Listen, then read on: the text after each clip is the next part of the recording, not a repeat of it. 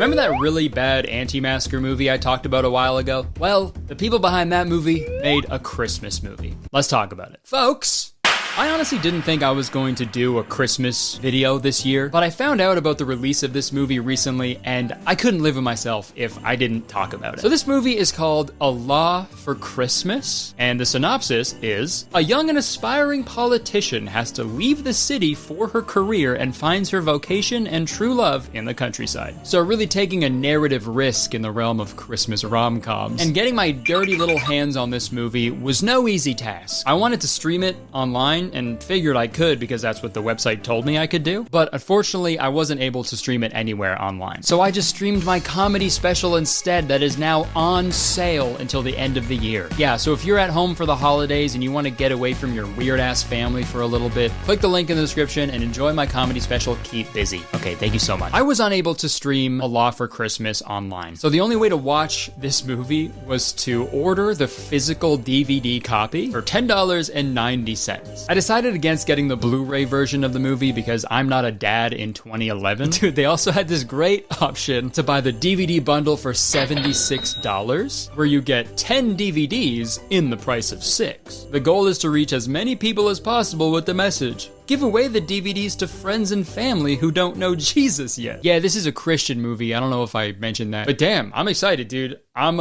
really excited to get to know Jesus in this movie. Imagine you put the DVD in and it's like one of those cheesy video dating tapes from the 80s. Hey, I'm Jesus. I'm looking for a girl who's athletic. You know, maybe someone who does CrossFit.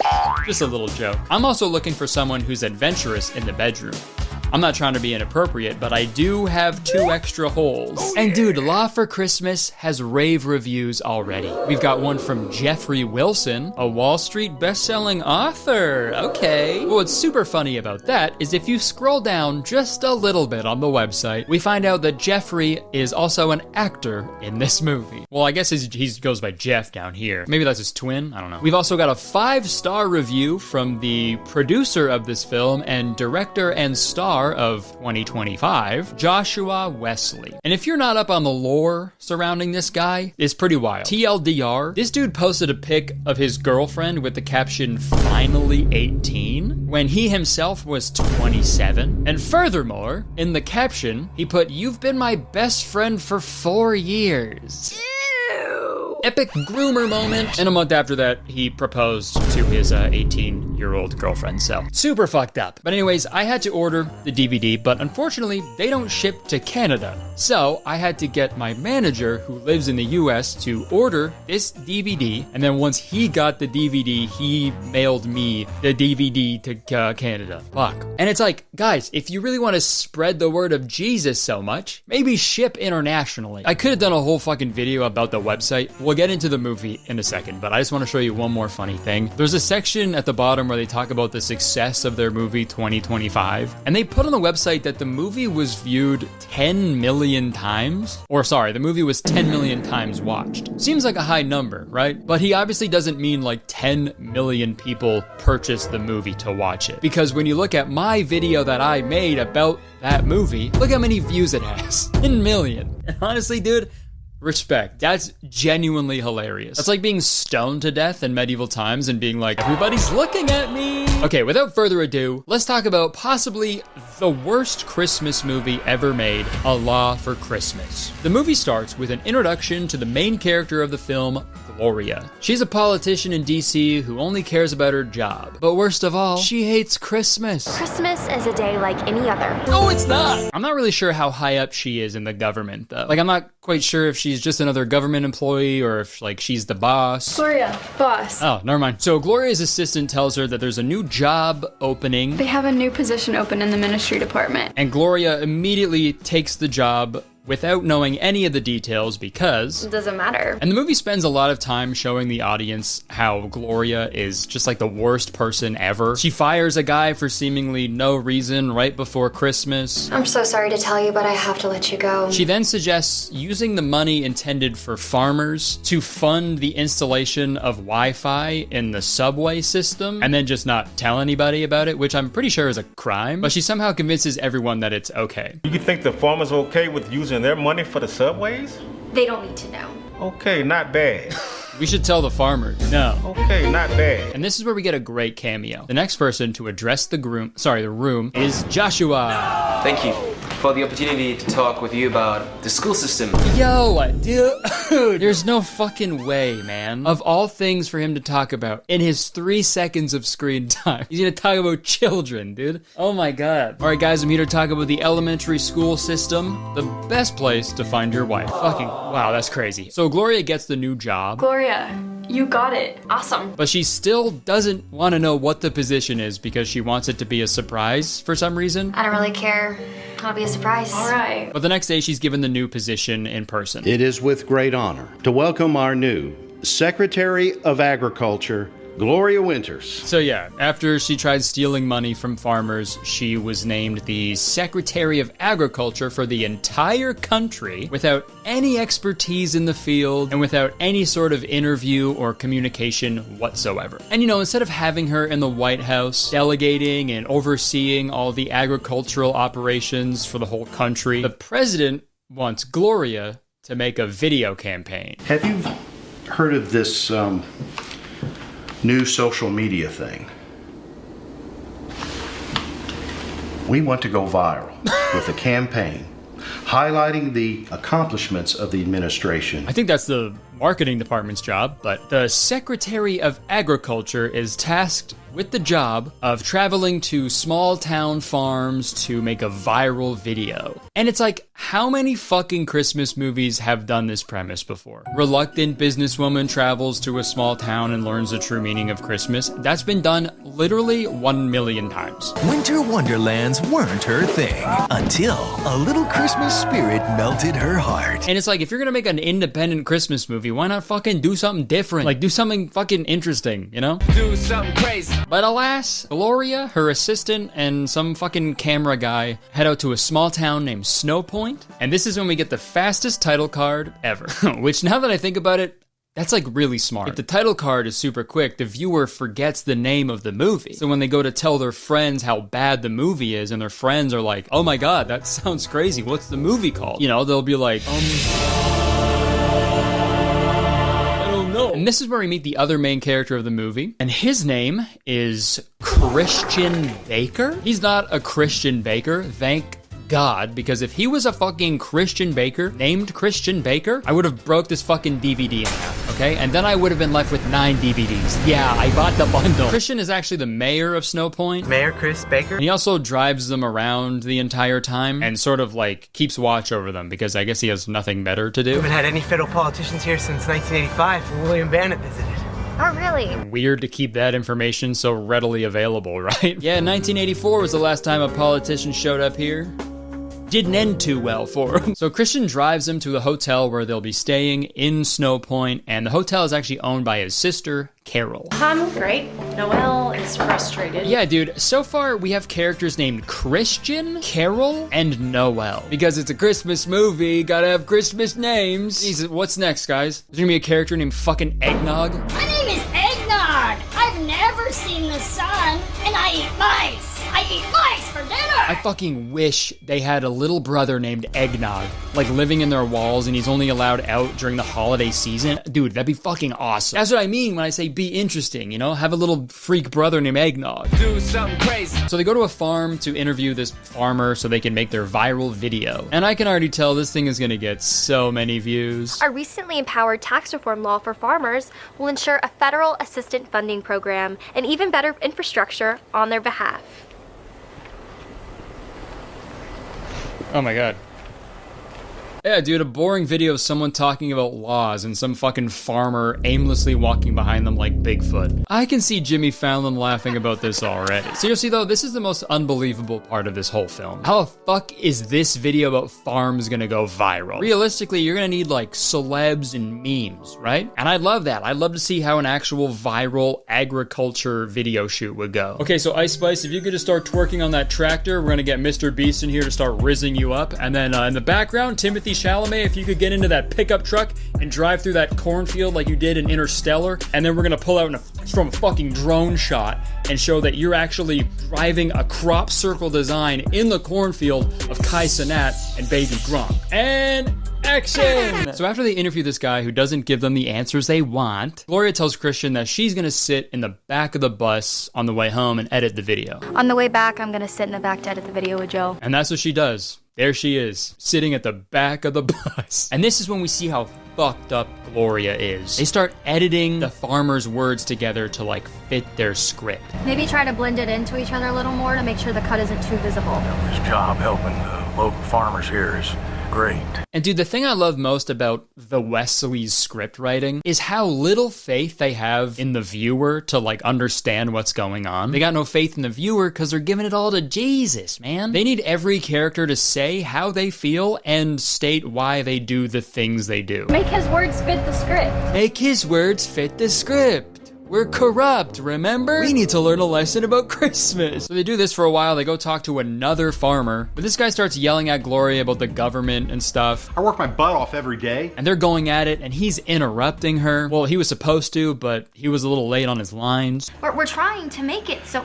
You wanna make my life easier? And then they both storm off all pissed off. And this is when a sad little girl approaches Gloria. Are you sad? I'm sad too. My dad makes me very sad. He cried last night. I never heard him cry before. He told Mama that money was tight, so he had to sell some more Christmas presents. What makes you sad? What makes you sad? No, that is pretty sad though. Fucking farmer couldn't get his money up for the holiday, so he had to sell some of his daughter's Christmas presents. You know, that would make any kid upset, but it feels like she was more upset with the fact that her dad cries. My dad makes me very sad. He cried last night. I asked for a puppy for Christmas, but I don't even think I need one anymore.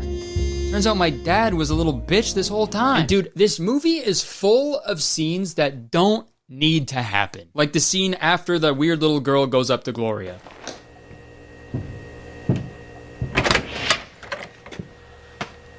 Sorry. Thanks for doing this today, though. See you later.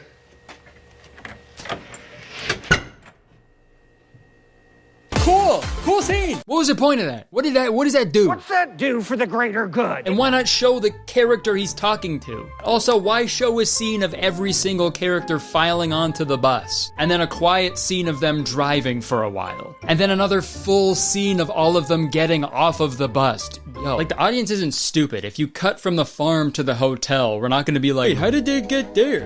They were just at the farm. Oh, I must have dementia. But as weird as that little girl was on the farm, their 20-second interaction completely changes Gloria's personality. It's like fucking night and day, dude. She's this like mean businesswoman who only cares about her job, talks to a sad girl for 20 seconds, and now she's like...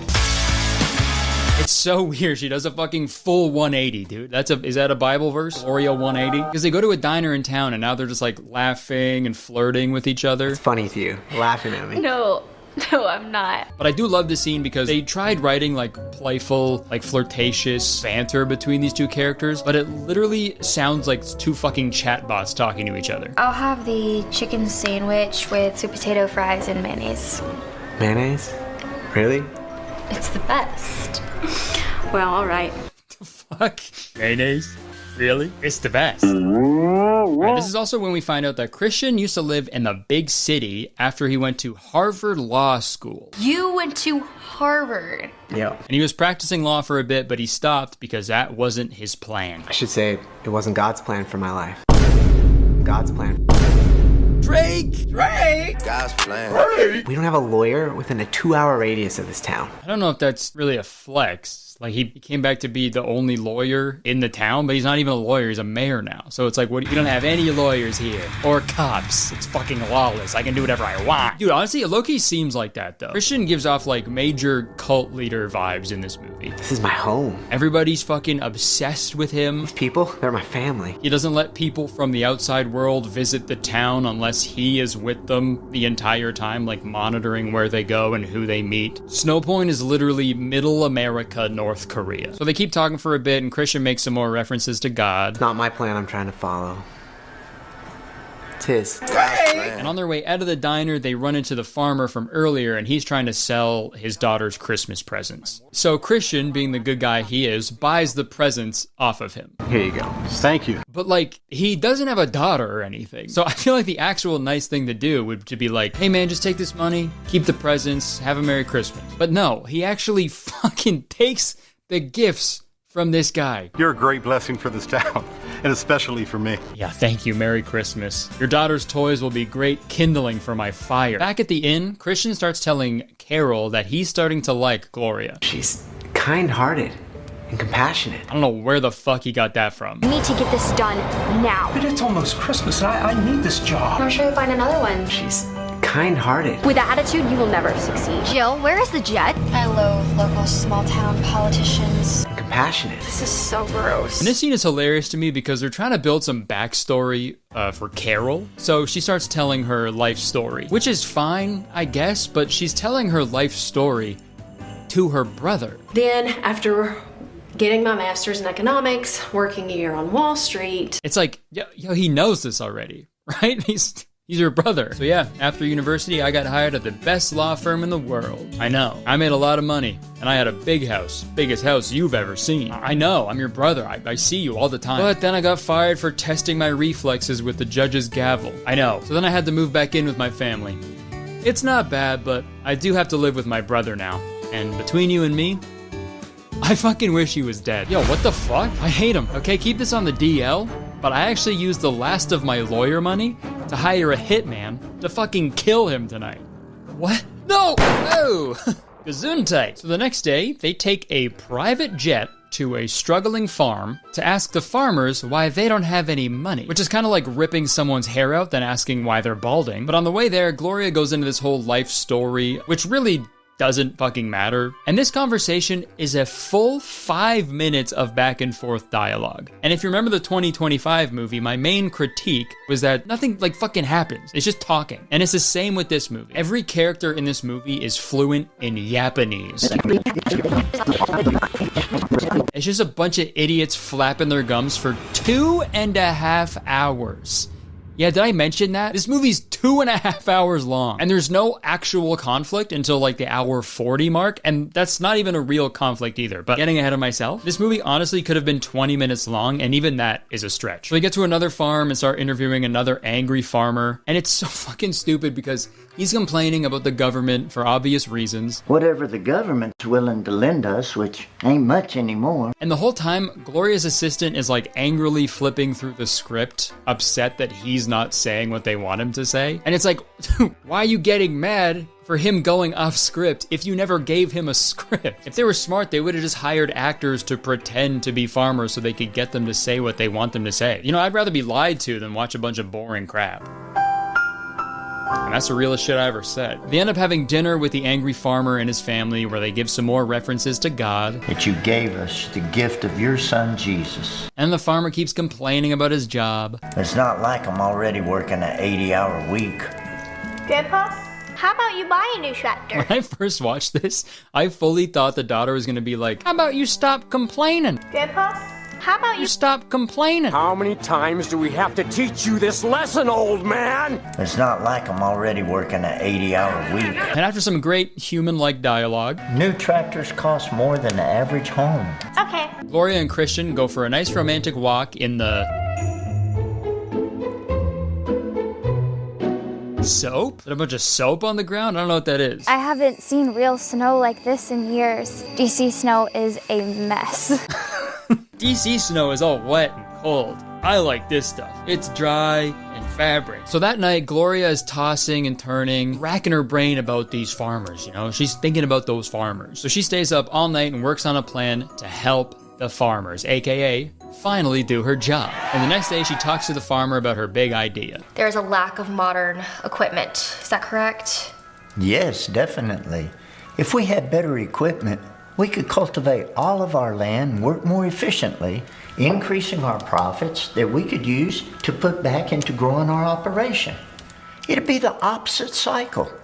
Modern machines save time, money, and resources, and we lack all of that. Okay, a simple yes would have sufficed, but thanks. So Gloria comes up with the genius idea of creating a farmers union. Would you and the other farmers be interested in joining an organization like a union? Even though the National Farmers Union has existed since 1902. But she calls this guy George. What can I do for you, Gloria? Who owns like a tractor company to get his business. Christian told you to call me? That's interesting. Okay. And obviously do another take, because he said inch string instead of interesting. That's interesting. That's inch string. What you said was fucking stupid, though. If you're friends with Chris, I'm all ears. Yeah, dude, this proves my point of Christian being a fucking cult leader. The second anybody mentions Christian, they're like, oh yeah, he's the best. I love him. He's so sick. Yeah, I don't want to end up like eggnog. Christian is good. So now we cut to Gloria getting ready to go to dinner with Christian's family. And you know, usually you'd bring over a bottle of wine to a dinner party, but this is a Christian family movie. So she packs a bottle of her finest lemonade. Sorry, I forgot to mention this in the script, but this is an entire scene of Gloria emptying out her small purse into a bigger bag because the lemonade wouldn't fit into her purse. Just cut this out of the movie! Even though wine is like the most Christian beverage ever. Like, I don't think Jesus ever turned water into lemonade. Ooh, yum. This lemonade tastes exactly how I like it. Hot and sour. Yeah, all in a day's work. Hey, wait a second. So you drank some water. We waited here for like an hour, and then you shot a bunch of lemonade out of your, what'd you call it again? Oh, my penis. Ah. Okay. Did I just drink your pee? Yeah, big time. Okay. And that hot cocoa I had this morning, that was diarrhea? Okay. And that tablespoon of mayonnaise you made me eat last night, that was... Oh, don't worry, that was actually just mayonnaise. Okay, thank God. Whew. Close one. Mayonnaise is what I call my jizz. Jesus! Call me jizzes! Blasphemy! But unfortunately, he already blasted for him. Sorry, guys. So they get to Carol's house, and Gloria delivers the lemonade. I think I've seen this bottle of lemonade before. I missed something? Never mind. And if you're confused, I don't blame you. I don't know if they edited something out from earlier and then forgot to cut out this callback, but there isn't a single mention of lemonade prior to this. I missed something? And remember how I got mad at everybody having Christmas names? Well, wait until you hear Carol's husband's name. Gloria. Oh yeah, nice to meet you. I've heard a lot about you. Rudolph, you're making her feel uncomfortable. Bro's name is Rudolph. No offense to anybody out there named Rudolph, but that fucking sucks. If you're gonna introduce yourself as Rudolph, I better hear the name Kevin before that, okay? Y'all fuck with Kevin Rudolph, Let It Rock featuring Lil Wayne. Alright, okay, I'm gonna skip ahead a little bit if you don't mind. You don't miss anything because, again, nothing fucking happens in this movie. Gloria is holding a meeting at the town hall about farming. Everybody's rowdy and angry and shit, but they pipe down when Christian walks in because he's their fearless, charismatic cult leader. We don't have no money to compete with the corporate farms, so what? We just asked Santa for the new equipment. The dude behind him actually thought that was like a pretty good idea. We just asked Santa for the new equipment. Yes! Yes! Also, yo, what the fuck is this kid doing at a town hall meeting for farmers? Excuse me, my name is Trevor. I literally just planted a whole field of carrots, and last night, a friggin' creeper came and literally exploded all of them. What do you plan on doing to stop that? Are you talking about Minecraft? Yes, sir. Also, how much dedicated wham should I have to server? Okay, and the other thing that bugs me about this movie is how they try to incorporate religion by giving like little off-the-cuff mentions to God and Jesus. And you know, I'd probably classify myself as agnostic. Did somebody say eggnog's dick?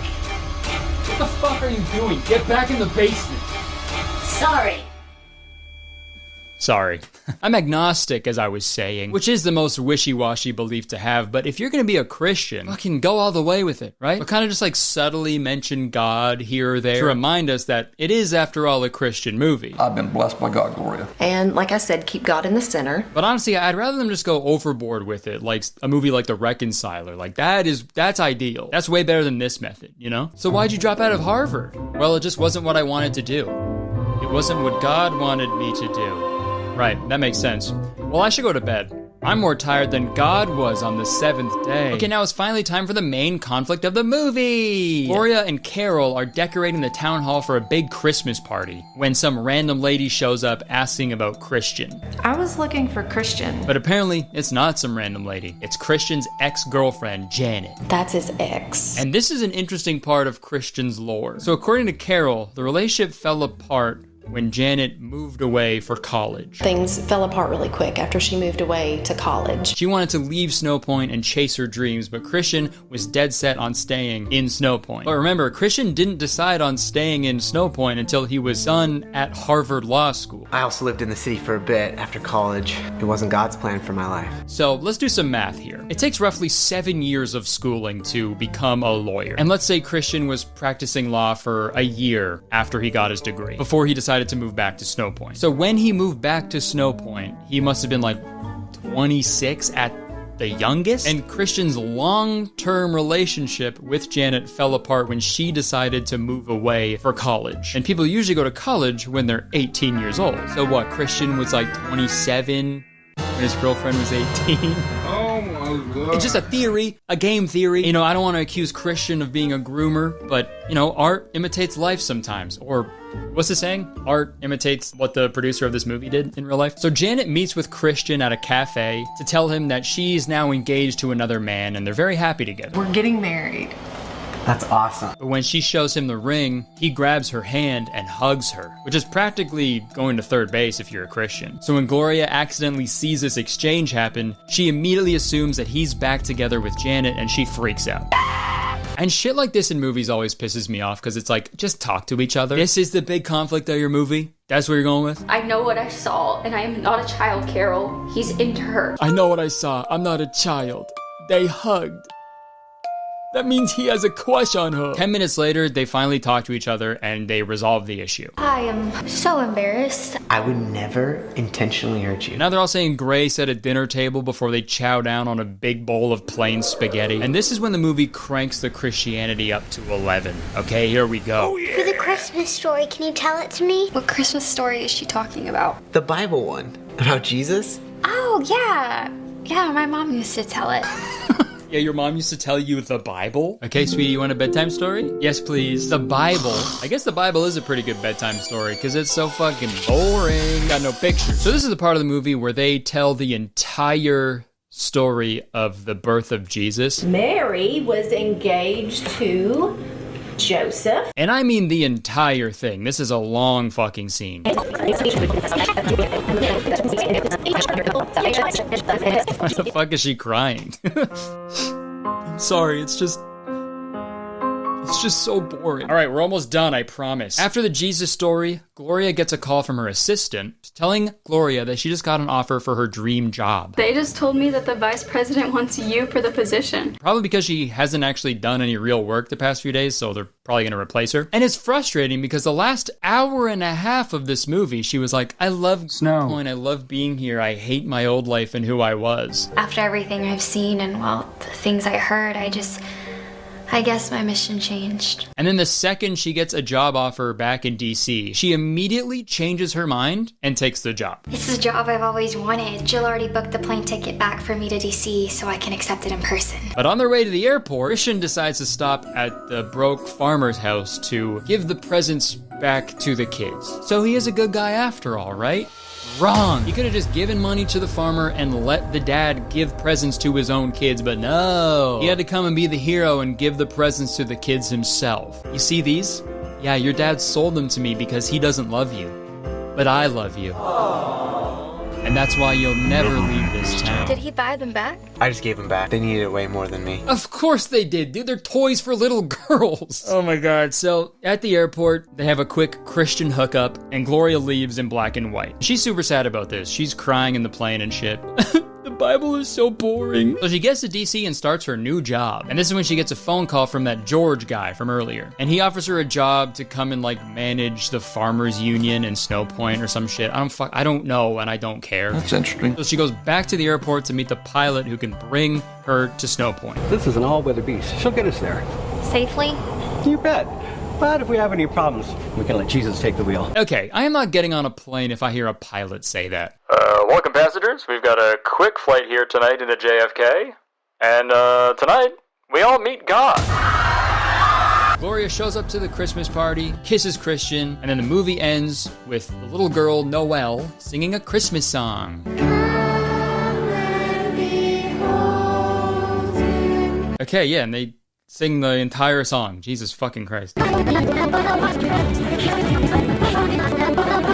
It's so boring. All right, that's it. That's the whole movie, all right? It's just credits. Oh, wait, hold on. Hold the phone. There's a countdown in the bottom right to a special message. Oh my God. I swear to God, if they have like a Marvel-style post-credit scene with Jesus, I'm buying 10 more DVDs, man. A Law for Christmas is a story of love and redemption and just showing you that God can take anyone where they are and meet them where they're at. Merry Christmas! God, sorry, I just hate eggnog. Well, that's not true. I love eggnog, the drink, you know. I just need a good meal to go along with it, you know? Which reminds me, let's hear a word from today's sponsor. This video is sponsored by HelloFresh. Folks, as a lot of you know, my wife and I have been eating HelloFresh every week for like 5 years now, and we friggin' swear by it, especially this time of year. It's so gross and cold outside. I'd rather spend my time hanging out in a warm house, sipping some hot cocoa, not stuck in a checkout line at the grocery store and then pushing a buggy through a bunch of slush and then driving home in the snow. Gross. Instead of all that, you can just sign up for HelloFresh and get everything you need to whip up a fresh, tasty meal delivered right to your door. Just choose your recipes, select a delivery date, and relax knowing dinner is on the way. And I know this time of year usually gets pretty crazy with work, and after a full day, it can sometimes feel next to impossible to get a nice, delicious, wholesome meal on the dinner table. But with HelloFresh, you can turn busy weeknights into memorable mealtimes with delicious, practical options designed to save you time, like their 15-minute meals, for example. And my favorite thing about HelloFresh is just the sheer amount of different recipes they have every week. HelloFresh has over 45 recipes and more than 100 seasonal add-on items to choose from every week. So it's easier than ever to find something that everyone will enjoy. And look, HelloFresh has been hooking up the citizens of Kurtistown with amazing deals for years now, but I think this is the best one yet. For free breakfast for life, visit my link in the description box below or scan the QR code here. One breakfast item per box while the subscription is active. That's free breakfast for life with HelloFresh at my link. So what the heck are you waiting for? Click my link in the description right now. Free breakfast, free brekkies. Again, we've been eating HelloFresh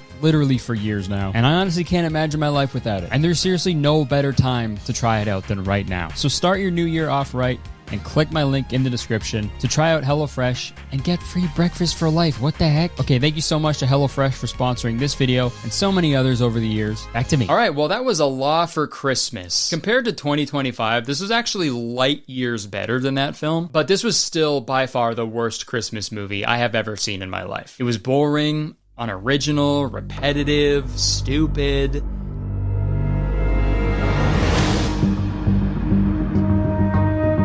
People, they're my family. Or, I mean, it was great. And I loved the movie. And I love Jesus and his mayonnaise. Call me Jesus! Alright, that's it. Thank you so much for watching the video. If you enjoyed it, please press the like button, because believe it or not, one like equals one fancy bottle of lemonade. Also, press the subscribe button to become a valued citizen of Kurtistown, okay? It's the best place to live in the whole world, and I'm the mayor. So you have to be nice to me. It's the law for Christmas. And yeah, happy holidays to you guys. Have a safe new year and stuff. Thank you so much for another great year. It was huge, man. Went to Australia. Made it on Variety's 10 Comics to Watch. I headlined Just for Laughs. Put out the special, dude. I got married again. So pretty fucking awesome year. Thank you so much for all the support. And I can't wait to keep doing this shit next year, dude. It's gonna be even better. Happy holidays. See ya. Merry Christmas! I know. I'm late. I'm sorry. Yeah, the traffic. Oh my God, I had to beat an old lady with a stick to get these cranberries. I know Christmas was about a week ago. Don't do the dance. Well, actually, no. Christmas wasn't about a week ago. It was about family, but I'm sorry I'm late. So to make it up to you guys, I brought a gift. And that gift is a film that features kidnapping, adultery, deceit, divorce, guns. And you're probably thinking I'm describing some crazy R-rated mafia movie or something like that, right? Nope. No. I just described a Christmas movie that originally aired on ABC Family. And this movie is called Holiday in Handcuffs. I actually wanted to make a video about this last year, but I just couldn't figure it out. Like, the movie was too gnarly for me, so I settled for Homeless for the Holidays. So that gives you a little hint on how crazy this movie is. Also, since I did Homeless for the Holidays last year, I'm doing Holiday in Handcuffs this year. I guess my rule going forward, every Christmas I have to make a video about a Christmas movie that has the word holiday in it and also another word with the letter H. So next year I'll be sure to cover the Holiday Ham Hole. But anyways, Holiday in Handcuffs stars Melissa Joan Hart and Mario Lopez. And based on the title of this movie and the cover of this movie and also the title of this video, I'm sure you can guess what this movie is about. But I want to withhold the synopsis from you because I think it's better that you see the movie how the filmmakers originally intended, which is, of course, by watching a YouTuber make fun of it 14 years after its initial release. The movie starts off with a voiceover from Melissa Joan Hart's character. Her name is Trudy. The day started out like every other day, which lately is not necessarily a good thing. She's not your average girl. She's messy and lazy, and her life is just a mess. And the movie confirms this by making her eat leftovers out of one of those Chinese food takeout boxes. Because for some reason, that is an unspoken rule in cinema. How do we show the audience that this character is going through a rough patch?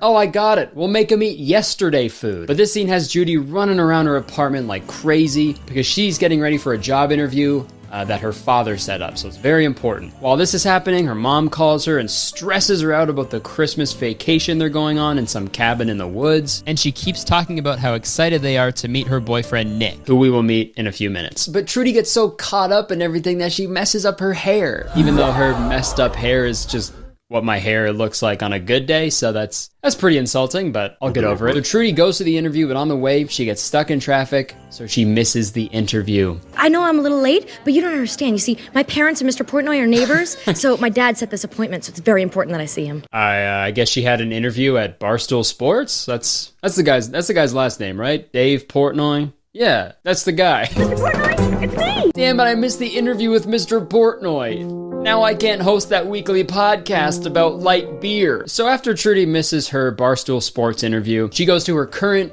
waitressing job at a diner. This is where we meet her friend Lucy and her mean boss. Get to work or you'll be out in the gutter. He would not keep his great-grandfather's gun here if he knew how close I come to killing him every day. Okay, bad idea. I think a diner is probably one of the worst places you can have a gun just open for anybody to take. The place where drunk, angry, horny, hungry people go? Idiot. If I could make a list of the worst places to have a gun out in the open, diner would be at the top, man. Diner is definitely one that I would check off. Speaking of check off, if you show a gun in the first act, you better shoot that thing. That's the direct quote. You better shoot that thing. Okay, so Trudy is going about her shift when her boyfriend Nick walks in. And you're going to want to remember this character because he's very important, and I'm just kidding because he dumps her right away and we never see him ever again. If you walk out that door now, we are so over. Yeah. Oh my god. This really messes her up, and she's so distraught that she can't even take Mario Lopez's order when he walks in. I'll take a cheeseburger and fries and a Caesar salad, please. Dressing on the side. Like, hello? That's the host of America's Best Dance Crew? Take his order, Sabrina. Do you need to write it down? Mario Lopez's character's name is David, by the way. I'll just say that so I don't have to keep using his full name. So Mario Lopez gets up to go to the bathroom, and this is where the movie gets a little ridiculous. Let's watch. You're not going to the bathroom. I'm not sure what kind of government-sponsored work program you're a part of, but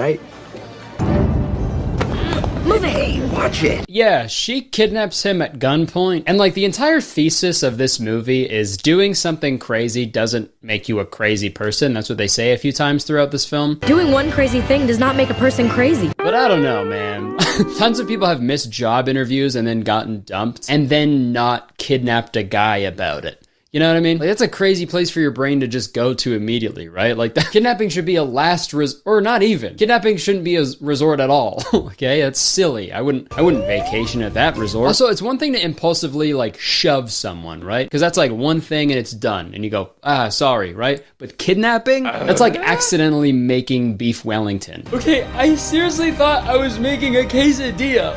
What the fuck is this? You know, your mind doesn't go to kidnapping right away, okay? So I think Trudy has done this before. She's a serial kidnapper, and this is my theory. But anyway, she successfully kidnaps David and is now driving to her parents' cottage retreat, and her master plan is for David to pretend that he is Nick the whole time, the boyfriend who just dumped Trudy. Yeah. Because what's worse than finding out your daughter is a kidnapper?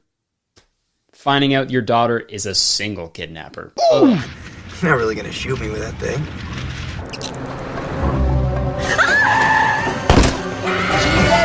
She shot that thing!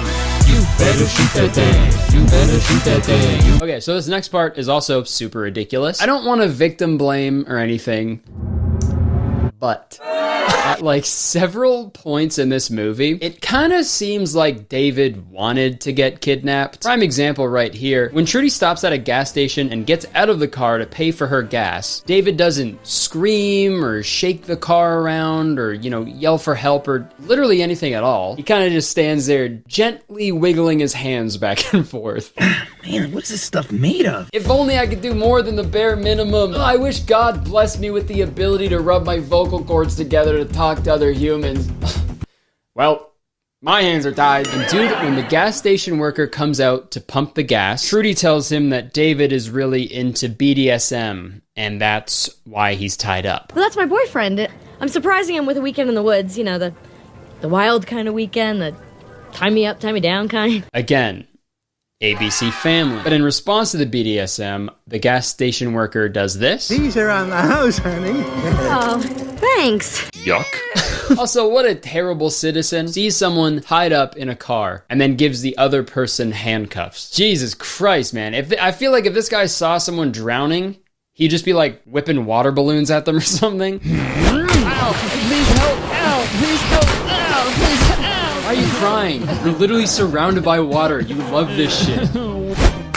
So they get back in the car, and this is when we get another movie trope that I always find really fascinating. Let's watch this one scene, and then we'll talk about it super quick. I think it's safe to say I've lost my job at Taj's Diner Deluxe. I live in a crappy loft downtown. She said she lives in a crappy loft. Let me remind you what her loft looks like. I live in a crappy loft downtown. If that's a crappy loft, I honestly don't know what my apartment in college was. A medieval dungeon, I guess. Another movie that did a similar thing to this was Big Daddy. And this is constructive criticism, okay? Big Daddy is one of my favorite movies. And mind you, Sonny, main character in that movie, had a good amount of money. But they do this thing where they keep trying to tell you that this character's life is in shambles. You know, and they're eating out of leftover Chinese food takeout boxes, but at the same time they have like the sickest fucking apartment you've ever seen. So it's hard for me to like believe that, you know what I mean? Like I'm just picturing the movie director being like, okay, set designers, this apartment has to look shitty, okay? And I'm talking like only 4,000 squeet? I meant to say square feet. This bit is done because I'm embarrassed. Okay guys, we're not saying square feet anymore, we're saying squeet.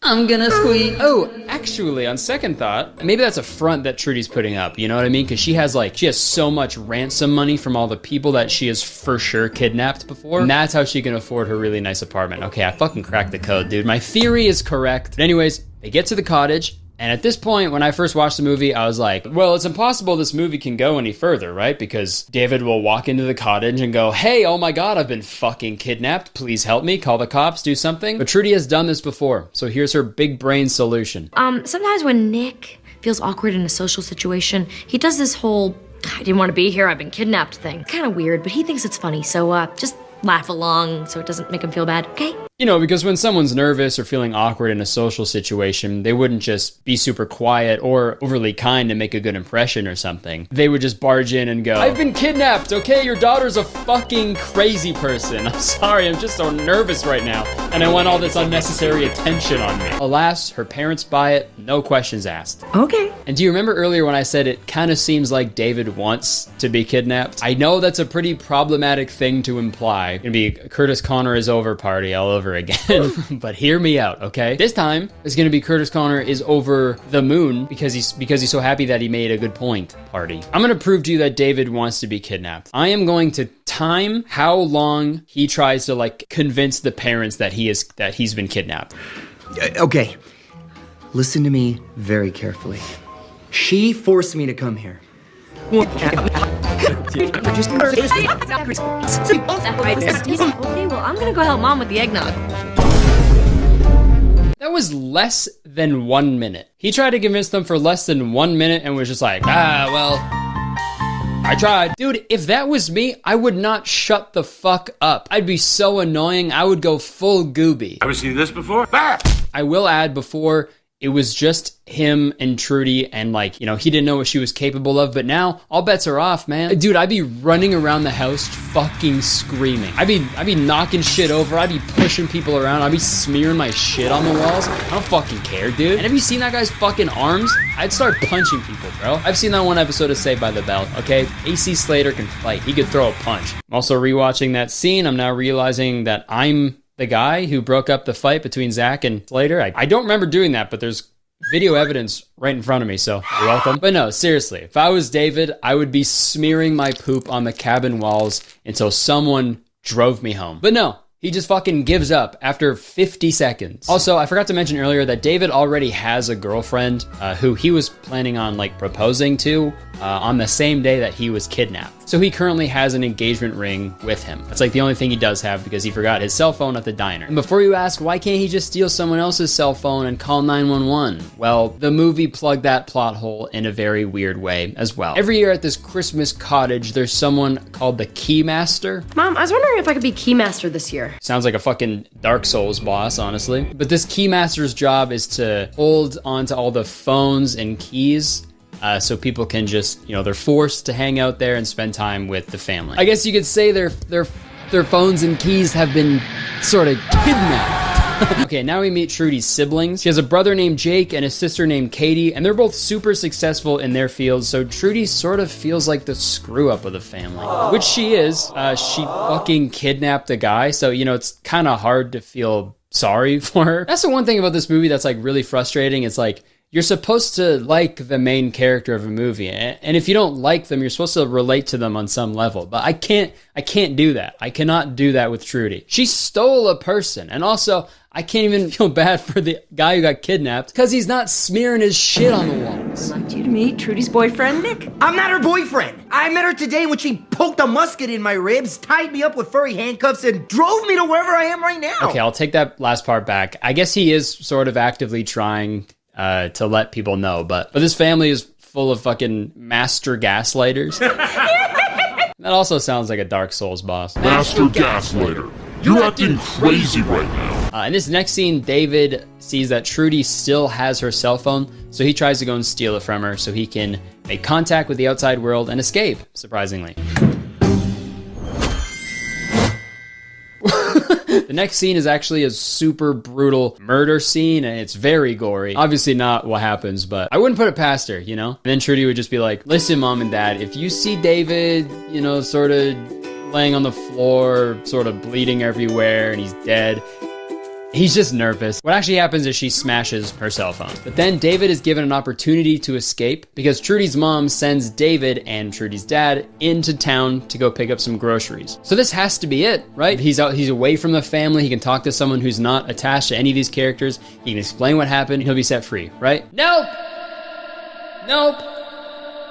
Should have rubbed your poop on the walls, Dave. All right, old man. I'm not leaving here until you help me. I'm coming back there and I'm going to use that phone. There's not going to be any trouble in my store, Super Freak. Now back that ass up. This movie is so frustrating, and it also gets more frustrating because in the next scene, he's alone in the car with just the dad. And all he tries to do to escape is grab the wheel, I guess, where instead he could just be like, I've been kidnapped, right? Maybe rub some poop on the windows, I don't know. And also it gets worse after that, believe it or not, because in the scene right after that, David is able to borrow Jake's cell phone, so he goes into the bathroom to make a call. And instead of calling 911 so they could like trace the call at the very least, he calls his girlfriend, who is mad at him because she thinks he stood him up. Really? You said that you had something important to say yesterday, and then you stood me up. And hey man, dump her. Absolutely dump her. Dude, if I haven't heard from my girlfriend in a few days, and then she calls me, oh my god, I'd be so relieved, okay? I'd be so happy. I'd be over the moon. I'd be hashtag Kurtis Conner is over the moon party, okay? Because obviously you'd worry about your partner, right? You wouldn't just be like, well, motherfucker, you got a lot of nerve calling me. Oh, you've been kidnapped? I don't care whose kid is sleeping, okay? You stood me up. I think I just hate movies where the entire conflict can be solved by just fucking talking to each other. Like, just communicate, you know? Because there's so many movies like that. Romeo and Juliet, and it was a movie first. You know, Romeo and Juliet, fucking talk to each other. Home Alone, just call someone. Little Mermaid, she could have just got a piece of paper and wrote, hey, kiss me. Titanic?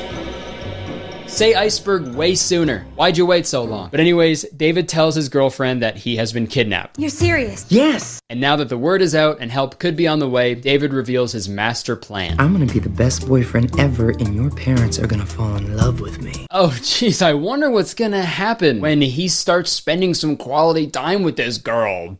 David does just that. He turns on the charm, you know, and everyone's loving him. But Trudy, she doesn't like that. My family likes you more than they like me. Obviously, of course they do, right? You kidnapped a man.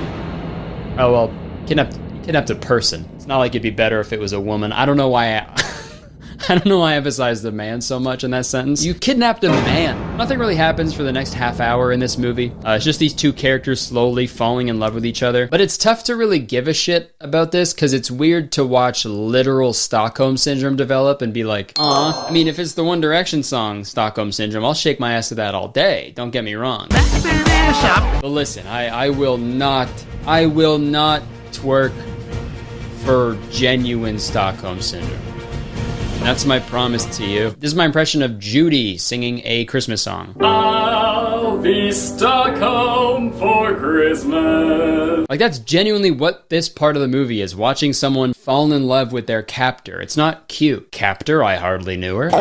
They were so proud of me. Somewhere along the way, things changed, and I just wish they still felt that way about me, you know? Wow.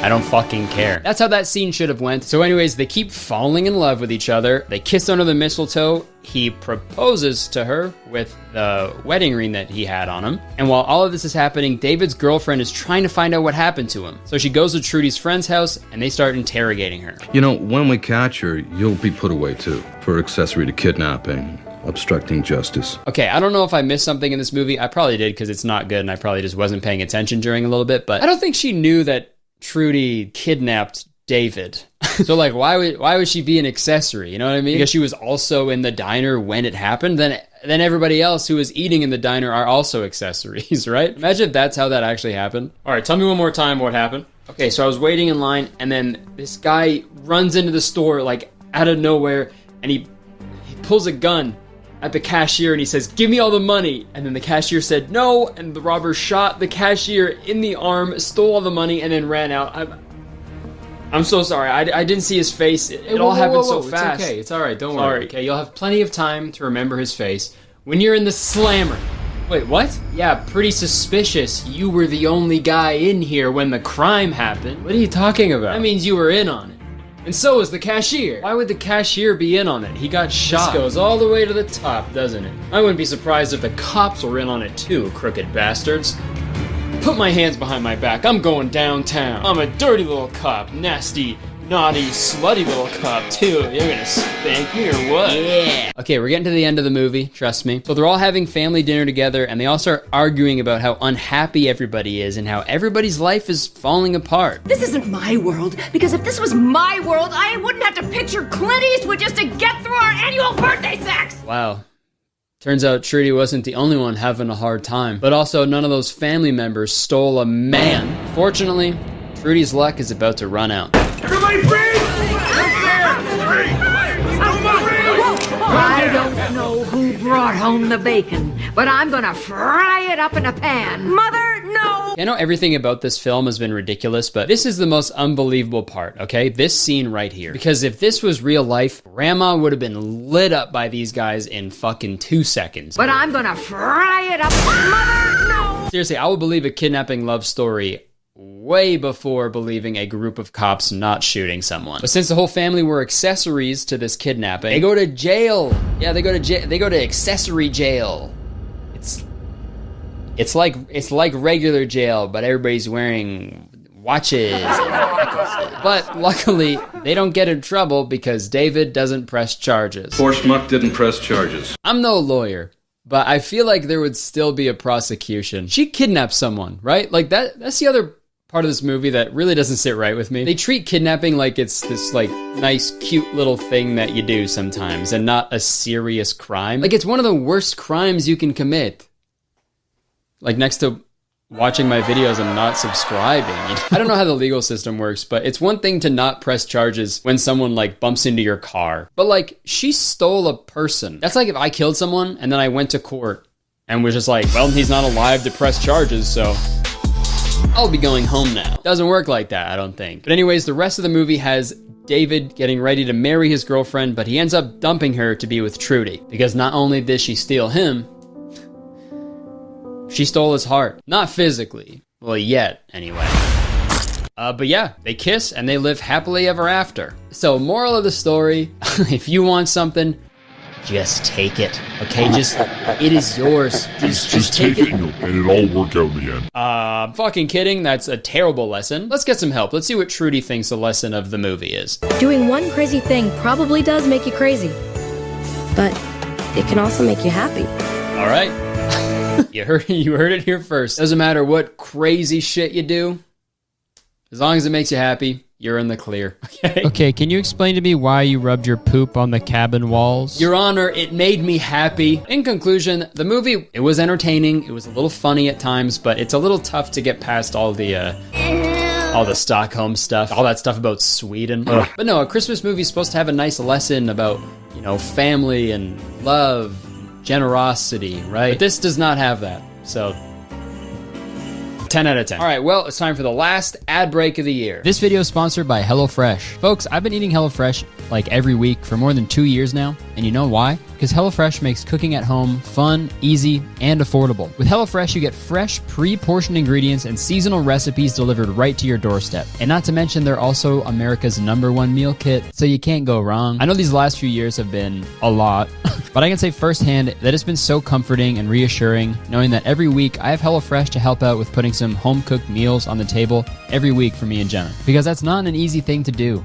So how about you let HelloFresh help you out with 50 weekly menu and market items to choose from, so you can think less about what's for dinner and more about the bigger things in life, right? Like your dreams and aspirations. I don't know. And there's something for everyone. They have family-friendly, calorie-smart, pescatarian, and veggie options every week. Plus, every recipe includes fresh produce sourced directly from farmers. So yeehaw to that. What I also love about HelloFresh is you can totally customize your experience. You can pick the delivery day, how many servings you get in a box, you can skip a week whenever you want, or even add extra meals or desserts or lunches. And we're always trying to cut back on food waste in our house, which is why HelloFresh's pre-portioned ingredients are so beneficial. You have the exact amount every time, which means less prep for you and also less wasted food. As a matter of fact, when compared to grocery shopping, HelloFresh cuts down on your food waste by at least 25%. And guess what? HelloFresh is hooking up the citizens of Kurtistown with a delicious deal. Just go to HelloFresh.com and use code Kurtistown16 for up to 16 free meals and 3 surprise gifts. Again, this is anecdotal. I've been eating HelloFresh every week for years, and it's so good. The food's delicious. The recipes are easy to follow, easy to make, and I just couldn't recommend them enough. So I hope you guys check them out because it also helps out me and my channel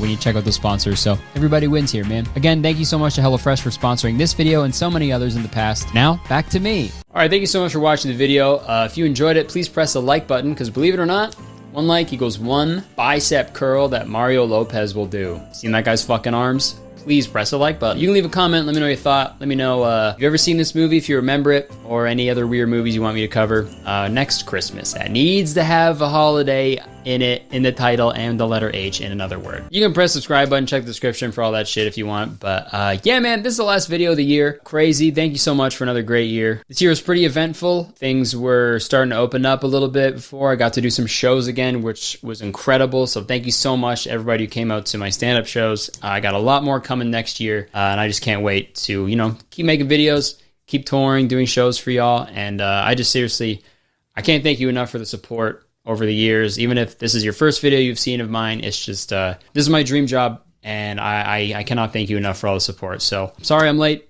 with the Christmas movie, but happy holidays to you. Happy New Year. Stay safe. Yeah, just seriously, thank you so much. Appreciate you. And I will see you next year.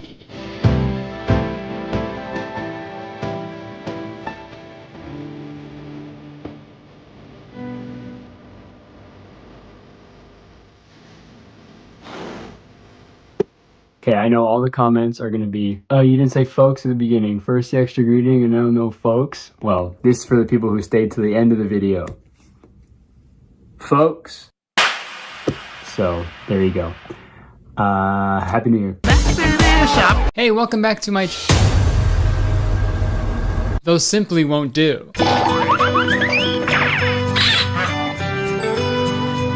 Christmas. That's better. All right, hey guys, welcome back to my channel. If you're new here, what's up? How's it going? And if you're coming back, what's up? How's it going? It's really good to see you again.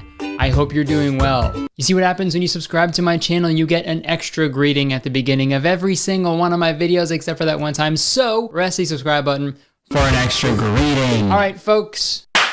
It's that time of year. It's Christmas time. This is my favorite holiday, okay? You got it all. You got gifts, wine, you got food, you got family in regular circumstances. And best of all, you got old Taint Dick coming down the chimney eating up all your cookies. But of course, my favorite part of the holiday season is the movies. And there's a lot of great Christmas movies, but I feel like as time goes on, in terms of Christmas movies, it's just kind of turned into quantity over quality. So for every like good Christmas movie, there's like 3 million bad ones. But within those 3 million bad ones, there's usually one really bad one. And every December on my channel, we look at one of those really bad Christmas movies. And the culprit this year is none other than a movie entitled Homeless for the Holidays. Fun facts about the film, the script was actually completed in 3 weeks, and from idea to DVD release, it took 9 months, which is pretty impressive, but wow, do I wish they spent more time on it. I will say this, it's pretty shocking that a movie from iProduceFilms.com is bad, but hey, it's 2020. Anything can and will happen. The plot is insane, the acting is terrible, and the ending takes a really sharp turn at the end, and it's just something else. So without further ado, I got my Christmas sweater on, my Kurtistown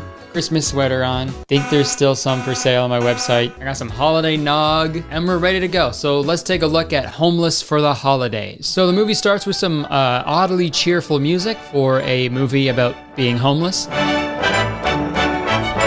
And then it cuts to a news reporter talking about how a family's house is being foreclosed. Until their house was foreclosed just 2 days ago. Slow news day, I guess. But the main character, Jack Baker, he ain't having any of that, okay? Because it's way too depressing for his son to be watching. Kind of a depressing way to kick off a Saturday morning, isn't it? And then the son, Adam, I guess he tries to like, I don't know, explain wealth distribution to his father. Did you know that the unemployment rate in Wooded Falls is up 7% this year? But Jack ain't having any of that either. Some of these people can't even afford Christmas presents. Do you know what that means? All the good toys are still in stock. Like, I know this kid is a kid and all, but wow, he cannot act. I don't know where they found him. Like, he doesn't give any facial expression throughout this entire movie. So now we get the classic Christmas movie trope, busy business dad. He's never around because he's always working. But hey, at least he's a good dad when he is around. Don't you have comic books? Be normal. Oh, never mind. So Jack and his wife Cheryl go out to buy some Christmas gifts when they run into an unusual Santa. And this unusual Santa is asking for donations, but Jack only gives a couple cents because he's a greedy business boy. So then this Santa, I guess, like casts a spell on him or something because Jack didn't give him enough money. May your life be forever changed. Merry Christmas. Because you know Santa, he's always cursing people. Hey, you know the old saying, if Santa ain't bringing you a purse, well, he's bringing you a curse. Ho, ho, ho. Ha! So right after that, Jack and Cheryl get in a fight because Jack gets called into the office on a weekend. Busy business boy. Cheryl, we have talked about this. And real quick, let's get this out of the way. We're all thinking it. I'm gonna speak in Yu-Gi-Oh terms here if you don't mind. The actor who plays Jack looks like if you were to use a polymerization card with Adam Sandler and Seth Meyers, but minus all of their likable qualities. It's like, it's confusing. Like my eyes are sending messages to my brain like, he looks like two funny, likable guys. And then when I see any scene in this movie with him, I'm confused and frankly pissed off. What I'm saying is this man is the human equivalent of going over to your grandma's house and you see a tin of cookies, but then you open it and it's just sewing supplies, but then you proceed to eat the sewing supplies and cut your mouth open. Okay, we got that out of the way. I know you were all thinking that. Let's get back to the film. So the next day, Jack is giving this big marketing presentation at his job for this new skincare product they're working on. And this is when we meet Jack's assistant, Wesley. And And listen, he's a little goofy if you couldn't tell by the music they're playing in the background when he talks. If I could have just a few moments of your time, I'd love to show you some new concepts for the beautiful blue line. So quick summary of Wesley. He really wants Jack's job, but nobody really respects him. But you need to remember Wesley for later in the story, because he is important. And a little goofy. So the next day, at least I think it's the next day, I don't know. Time in this movie is a fucking illusion. This plot could take place in 1 week or 3 years, I have no clue. But the next day, I think, there's a bunch of reporters at Jack's front door. Can I get a comment, sir? Because it turns out there was a huge misprint on the new bottles of the skincare cream, and it's apparently Jack's fault. Need a comment on the labeling. Again, slow news day, I guess. So the bottles were supposed to say do not inhale fumes, but they ended up saying do now inhale fumes. So a bunch of people got sick and are mad at the company for it. 200 mindless drones were hospitalized after those bottles shipped last Thursday. Which is fair, I guess, but like at the same time, if you're a skincare company making products so dangerous that it'll hospitalize you if you inhale the fumes, I don't know, man. Maybe get into a different line of work. Don't get mad at the misprint, you know? You told people it was okay to inhale the thing they're putting directly under their nose? You heathen. So this next part is also really weird because Jack's boss is like, hey man, I know this wasn't your fault. I know you didn't do this, but the people are gonna blame you, all right? So we gotta fire you. Are you throwing me to the wolves? Which makes no sense at all, because when a company messes up, like, people are mad at the company, not the one employee that made the mistake, right? Like, imagine a company going through a scandal and they just single out a specific employee. All right, thank you for coming to this press conference, everyone. We are aware that the last shipment of chicken breasts still had the nipples attached. We are really sorry, but we want to assure you that it was not our fault, okay? It was actually because of our employee, James, right over there. Hey, all in a day's work, right?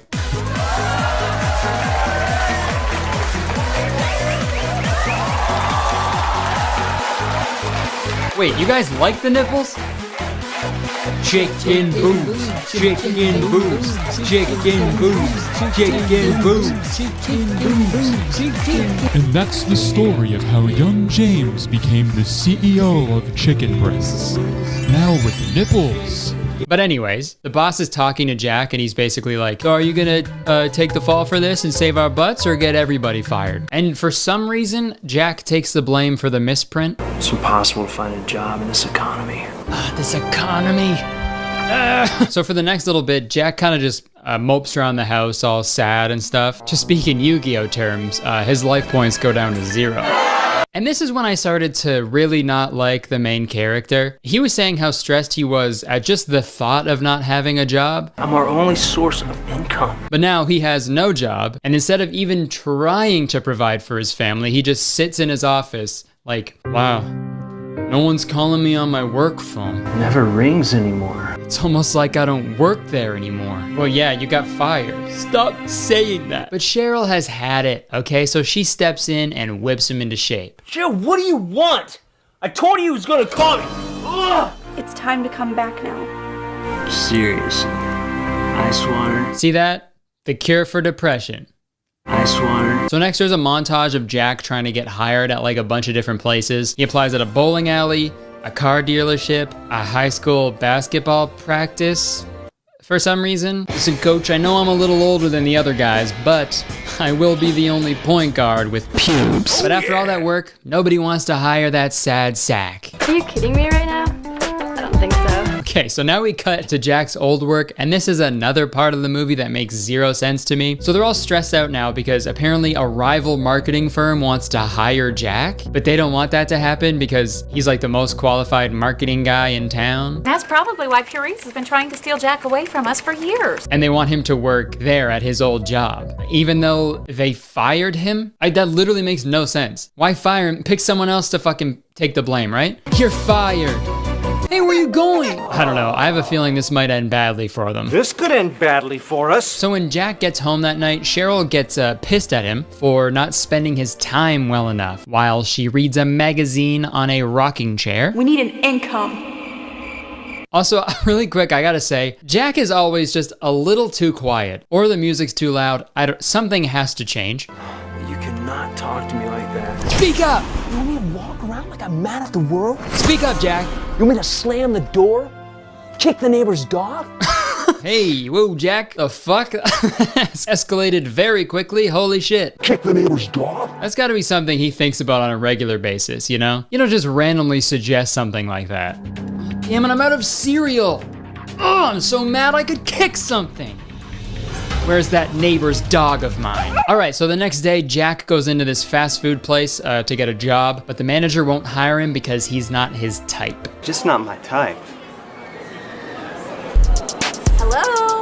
Creepy. But smart business boy Jack, he works out a plan where he'll work for free for the first week, and if the manager likes him, then he gets to hire him. I like that. Big brain play, Jack, 1000 IQ. And this next part is fucking so annoying, and it's like a common theme in this movie. So Jack has to like dress up as a penguin and like greet people that come into the restaurant. And when he's in the bathroom getting ready for his shift, there's a guy in there who's just being such a cock for no reason. Don't forget to wash your flippers there. It's an eating establishment. But you'll see going forward, anybody who isn't a main character in this movie is so fucking mean for no reason. Like, everyone sucks. But let's see how his first shift goes. Baker, there you are, man. Where have you been? I need you back here now. I thought you wanted me outside. See what I mean, man? Speak up, Jack. Fuck. I thought you wanted me outside. Like, at no point was the director just like, hey, man, we can't fucking hear you. Can you talk louder? I thought you wanted me outside. Like, imagine any other actor doing that. I don't know who you are. Liam, we can't hear you. I don't know what you want. Liam, your audio's not picking up on the mic. Gotta talk louder. I can tell you I don't have money. I thought he was like a professional. What's he doing? Oh, fuck. He peed his pants again, guys.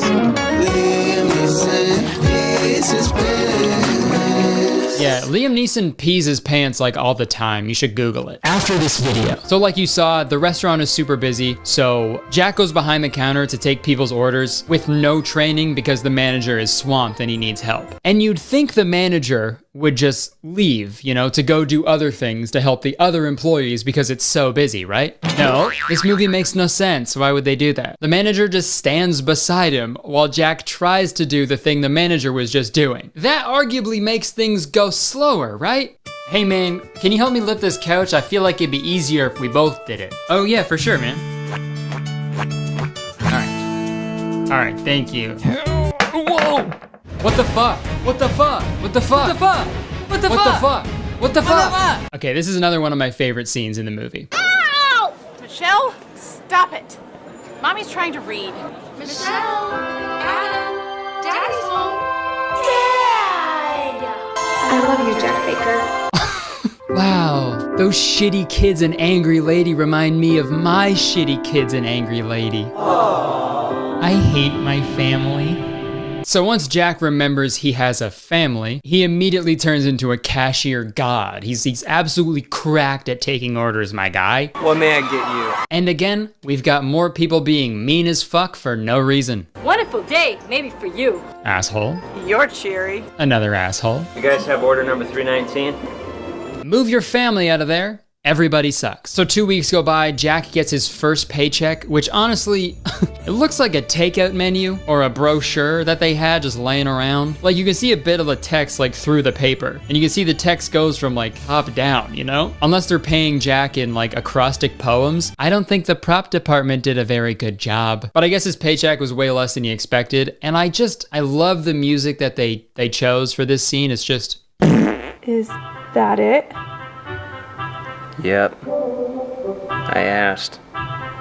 Twice. I won't make a mortgage payment. Isn't that so goofy? An entire 2 weeks of work isn't enough money for a mortgage payment. Corporations don't pay their employees livable wages. Isn't that just so kooky? Oh man, wish I could pour ice water on that paycheck, make it all better. You need a second job. Also, did the writer of this movie just forget that women can get jobs too? I don't know, Jack, you're gonna have to get 2 jobs. I'm just a stupid girl, sorry. Girls can't get jobs. All they know is read magazine on rocking chair, pour ice water in face, eat hot chip and lie. So then the family is having a Christmas dinner at their house with their friends. Now that was a meal. But then the cable gets cut because they haven't paid their bills. What's up with your TV, Baker? So everybody just leaves. We should get going. Another example of the secondary characters being just so mean for no reason. I'm sorry, your house doesn't have cable? All right. Is that a torch? What are you doing? Oh, I'm setting your house on fire. It's fucking useless. Oh man. All right, well, I'm out of here. Bye, love you. Okay, bye, love you. Okay, so now things are getting interesting. Old goofy Wesley comes into the fast food restaurant and tells Jack that they might be giving him his job back. He's making plans on bringing you back. And Jack is super excited, so he goes home to tell Cheryl. And this is also when we have like a rough timeline for this movie, finally. So the daughter spills the beans to her friend about Jack losing his job. Your dad lost his job? She says that he lost his job like 3 months ago. Like 3 months ago. And if you didn't know, Christmas still hasn't happened in this movie. So then this movie started in, what, like September, I guess? And if that's the case, why was there a man in a Santa costume asking for donations in September? Well, actually, on second thought, I guess he was an unusual Santa. So never mind. Santa is pretty unusual in any month other than December. That is pretty weird now that I think about it. Like if you go to a mall and you see Santa and he's got a kid on his lap and that's in December, that's totally normal. But if you see that in like June, I don't know. I'm keeping an eye on that Santa. Okay, this part fucking pisses me off. Jack tells Cheryl that he's gonna get his job back, hopefully. And listen to what she says to that. We have to celebrate. Oh, we don't have any money. I've got some emergency money tucked away. I've got some emergency money tucked away. What? You guys haven't paid your bills in months. You can't afford your mortgage and your cable got turned off. The cable turned off. And you've just been hiding money for an emergency?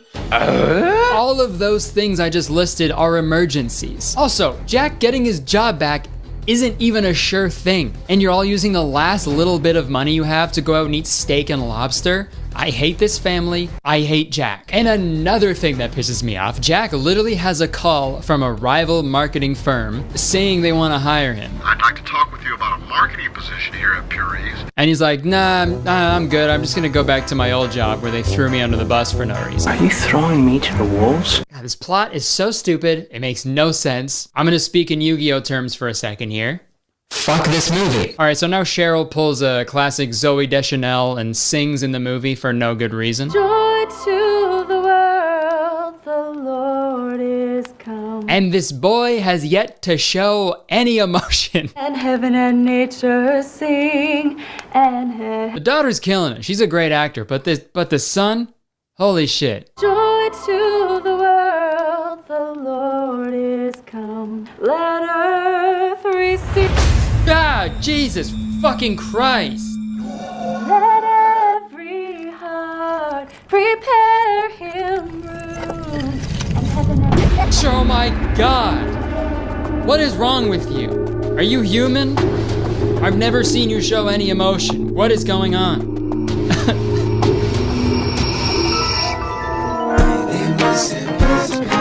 So Jack actually quits his job at the burger place to go get his old job back, but they say no because the public apparently still hates him. We can't start issuing you checks until the public forgets why they hate you. Which I honestly find very hard to believe. I doubt there's just some guy out there just loathing Jack's existence, right? I hate this family. I hate Jack. Oh, it's also revealed here that Wesley was the one that like sabotaged the misprint. Big twist. They don't really spend that much time on it though for some reason. What can you tell me about that? So when Jack gets home, they get some bad news. If we don't send them $4,800 in the next 7 days, we're gonna be homeless. For the holidays? You're not getting your bonus, are you? So with that terrible news, they go to their church and ask them for $4,800 so they can keep their house. But they say they can't help Jack because they don't have enough money. Because of people like Jack who didn't donate enough money. I'm learning stuff. What? And don't worry, we're getting close to the end. And like I said earlier in the video, this is where things start to kind of take a turn. But before we get into that, we have to watch this really quick scene because I laughed so hard when I saw it and I want you guys to see it as well. One of the extras just fucking looks right at the camera and it's the one good scene in this movie. We've not been placed on this earth to maintain status or to build up treasures. Fuck, sorry. Seeing this shit? It's time to quit This movie striving. fucking sucks. As he looked into their eyes, he could see more. Could it be that other perfectly presented people were experiencing troubles of their own at Christmas time? Could it be other people have problems too? Empathy? Huh? Jack questioned for the first time ever whether the glittery splendor of North American consumerism was really enough to fill a holiday with a genuine sense of joy. Fuck are you talking about? So Jack is about to leave the church when this random old man stops to talk to him. And it turns out this old man was actually the unusual Santa from earlier in the film. And I also think they're trying to imply that this Santa is God. But you know, I'm not just a kindly old man who cares. Which seems to just come out of nowhere. Usually Christian movies are pretty upfront about it, you know? But not this one. It leads you to believe that it's a normal movie. But okay, well, not like, you know what I mean? Movies are either Christian or normal.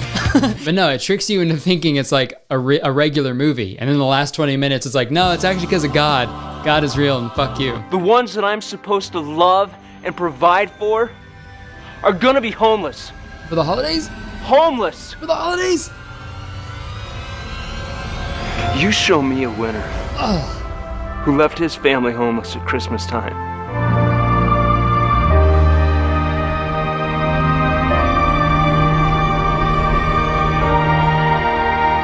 He had reasons for doing what he did. What the fuck is going on? I mean, he was sent to save the world.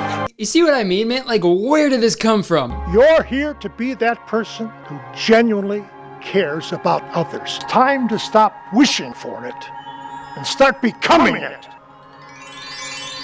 Jesus. Sorry. God. God's opportunity knocking on. Okay, so now it's pretty much the end. They end up losing the house, so they move into this tent village for the next few months until the boss from the rival marketing firm tracks Jack down and figuratively pours ice water on his life and hires him to be the marketing director at the rival company. And we want you to come on board as our director of marketing. We want you on our team. So does everybody else. And that's it. That is Homeless for the Holidays. It's okay to say Merry Christmas. The biggest problem I had with this movie was like, homelessness is like a really big issue, but this movie kind of like weirdly glamorizes it at the end, which I really don't like. The family was homeless for about like 1% of this entire movie, and when they were homeless, they made it out to be this like fucking fun, chill time. You know, it literally looks like they went on a fucking camping trip, and that's not what that is like at all. I don't know, but I guess the moral of the story is when the going gets tough, just fucking wait it out, and God will do all the heavy lifting for you. That's right, this was a Christian YouTube video the whole time. Well, let's hear a word from the last sponsor of 2020, ExpressVPN. Internet privacy is important. We know that. But how do you make sure you're staying safe? With ExpressVPN, of course. Every time you connect to an unencrypted Wi-Fi network, you're at risk. With only basic computer knowledge, hackers could gain access to your passwords, financial details, or even your emails. But when you use ExpressVPN, 100% of your data is protected, using the highest standards of encryption, so your internet activity cannot be seen by anyone. Not by hackers who can steal your personal info, not by your internet service provider who can legally sell your data to ad companies, not even the government can see what you're doing. ExpressVPN also masks your IP address, allowing you to browse the web anonymously. And with servers in 94 different countries, you have a wide variety of places you can choose to appear from. And speaking of changing your IP address to a different country, not only does that let you browse the internet anonymously, it also allows you to expand your entertainment selection by unblocking content that's unavailable in your country or region. For example, if you want to watch How the Grinch Stole Christmas with Jim Carrey, just switch to a German server, and there you go. Bada bing, bada boom, you're watching the movie. Are you still not convinced? Well, listen up. ExpressVPN has the fastest speeds, 24/7 customer support, it's easy to use, you can connect with just one click, and it was rated the #1 VPN provider by CNET, The Verge, Wired, Tech Radar, and many more. And it gets better. You can get 3 months of ExpressVPN completely free. And all you have to do is click the link in my description or go to expressvpn.com/CurtisTown. It's that easy. So yeah, check them out. They've been sponsoring my videos for years now. I seriously use them every single day, so you won't regret it. And it helps me out as well when you guys check out the sponsors, so everybody wins. All right, thank you so much to ExpressVPN for sponsoring yet another one of my videos. Back to me. Okay, before you click away, if you're still here, you'll probably notice there is a donation thing either beside me or below me, depending on what you're watching me on. But you know what? I really learned something from this movie. Giving is good. I didn't know that. So I set up a fundraiser thing. I've never done this on YouTube before. Like, I've raised money for things, but I've never done it like on the YouTube. But yeah, I set it up for a nonprofit called Second Story. They're a great organization that provides housing and counseling for young people experiencing homelessness, including pregnant and parenting young women and their children. So I thought, you know, this was fitting. It'd be a perfect opportunity to do some good this holiday season. So if you have the means to donate, please do. Don't just do a couple cents, or else I'll get Santa to curse you. Ha! I'm just kidding. It's fine. Just whatever helps. And I will be matching donations up to 10 grand. How about that? So if we reach the goal of 10K, I'll match that. So it'll be 20 grand for Second Story. That'd be great. So let's hit that goal. Ha! Yeah, that's the video. Hope you enjoyed it. If you did, please press the like button, because 1 like equals 1 cup of ice water that I will throw on your face. Leave a comment. Let me know if you want to see more bad movie reviews. I actually have one more like semi-Christmas themed movie that I want to do in January, maybe. So let me know if you want to see that one. But I found another movie that I really want to talk about. And yeah, press the subscribe button, because I make a video all the time. And as soon as you press the subscribe button, you become a valued citizen of Kurtistown. If you didn't know, Kurtistown is the best place to live in the world, and I'm the mayor, so you have to be nice to me. It's the law. You can check the description for the other things I do. I got my podcast down there called Very Really Good. It's a very really good time. I got my Instagram, my Twitter, merch, all that stuff. But yeah, man, this is the last video of 2020. This year was fucked up. I started this year really excited to do a bunch of shows and, you know, just travel a bunch. But obviously that didn't happen. So if you saw me at the beginning of the year, thank you for supporting me. Thanks for coming to the shows. And other than that, just thank you for watching my videos. This is my dream job. I get to make just fucking stupid videos every week, and I have so much fun doing it. And I truly, I'll never be able to thank you enough for allowing me to do what I do. But yeah, thank you so much for watching me, supporting me. If you grab merch, if you watch my videos, you like and comment, whatever you do to show your support, I just thank you so much. Hopefully I'll be able to do shows again next year at some point. I don't know. Fingers crossed, because I miss doing them. Yeah, I hope you're staying safe. See ya next year. Now you can Google Liam Neeson peeing his pants. Okay, see ya. Liam Neeson pees in his pants. Let's pee in the pants of Liam Neeson. Lil' pee pants. That's Neeson. He put the pee in Liam's pee pants. What the fuck? What the fuck? Alright, okay. You got an egg or nog? For those of you who have somehow not just clicked off of the video, I know you're probably asking, hey Curtis, did you buy an entire carton of eggnog just for that joke? And the answer is no. I bought it because I like eggnog. And I'm sick and tired of society telling me it's not okay. You gotta break a few eggs to make a carton of eggnog. Okay, happy holidays, everybody. I hope it goes well for everybody, and I hope you don't get a lump of coal this year. Does Santa have his own coal mine? How does he get the coal? Does he make the elves work in the coal mine too? Okay, that's not what the video's about. We don't have time to go through the hypothetical inner workings of Santa's business model. Maybe next year. Folks! Pretty much every year for the past 4 years, I have made a video around this time of year about a bad Christmas movie. And I know last year I said I would talk about the movie Holiday Ham Hole, ha ha ha ha ha. Next year I'll be sure to cover the Holiday Ham Hole, ha ha ha ha. But unfortunately that movie doesn't exist. Yet.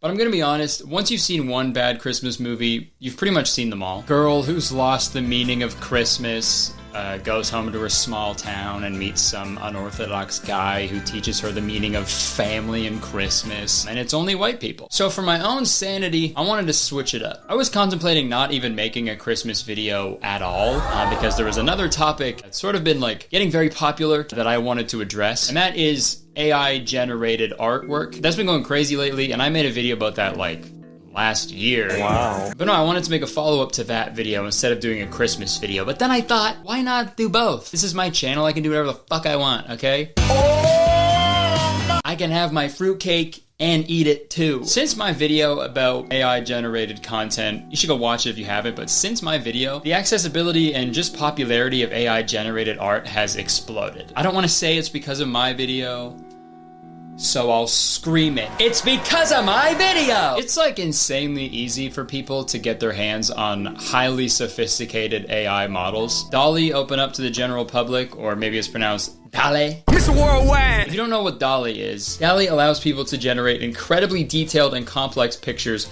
based on whatever prompt they type in. Like, look, I could just type in Kurtis Conner and a tour bus that is not on fire, and it'll show me a button. What the fuck? That's just, okay, that's a little on fire tour bus still, and also I don't look like that.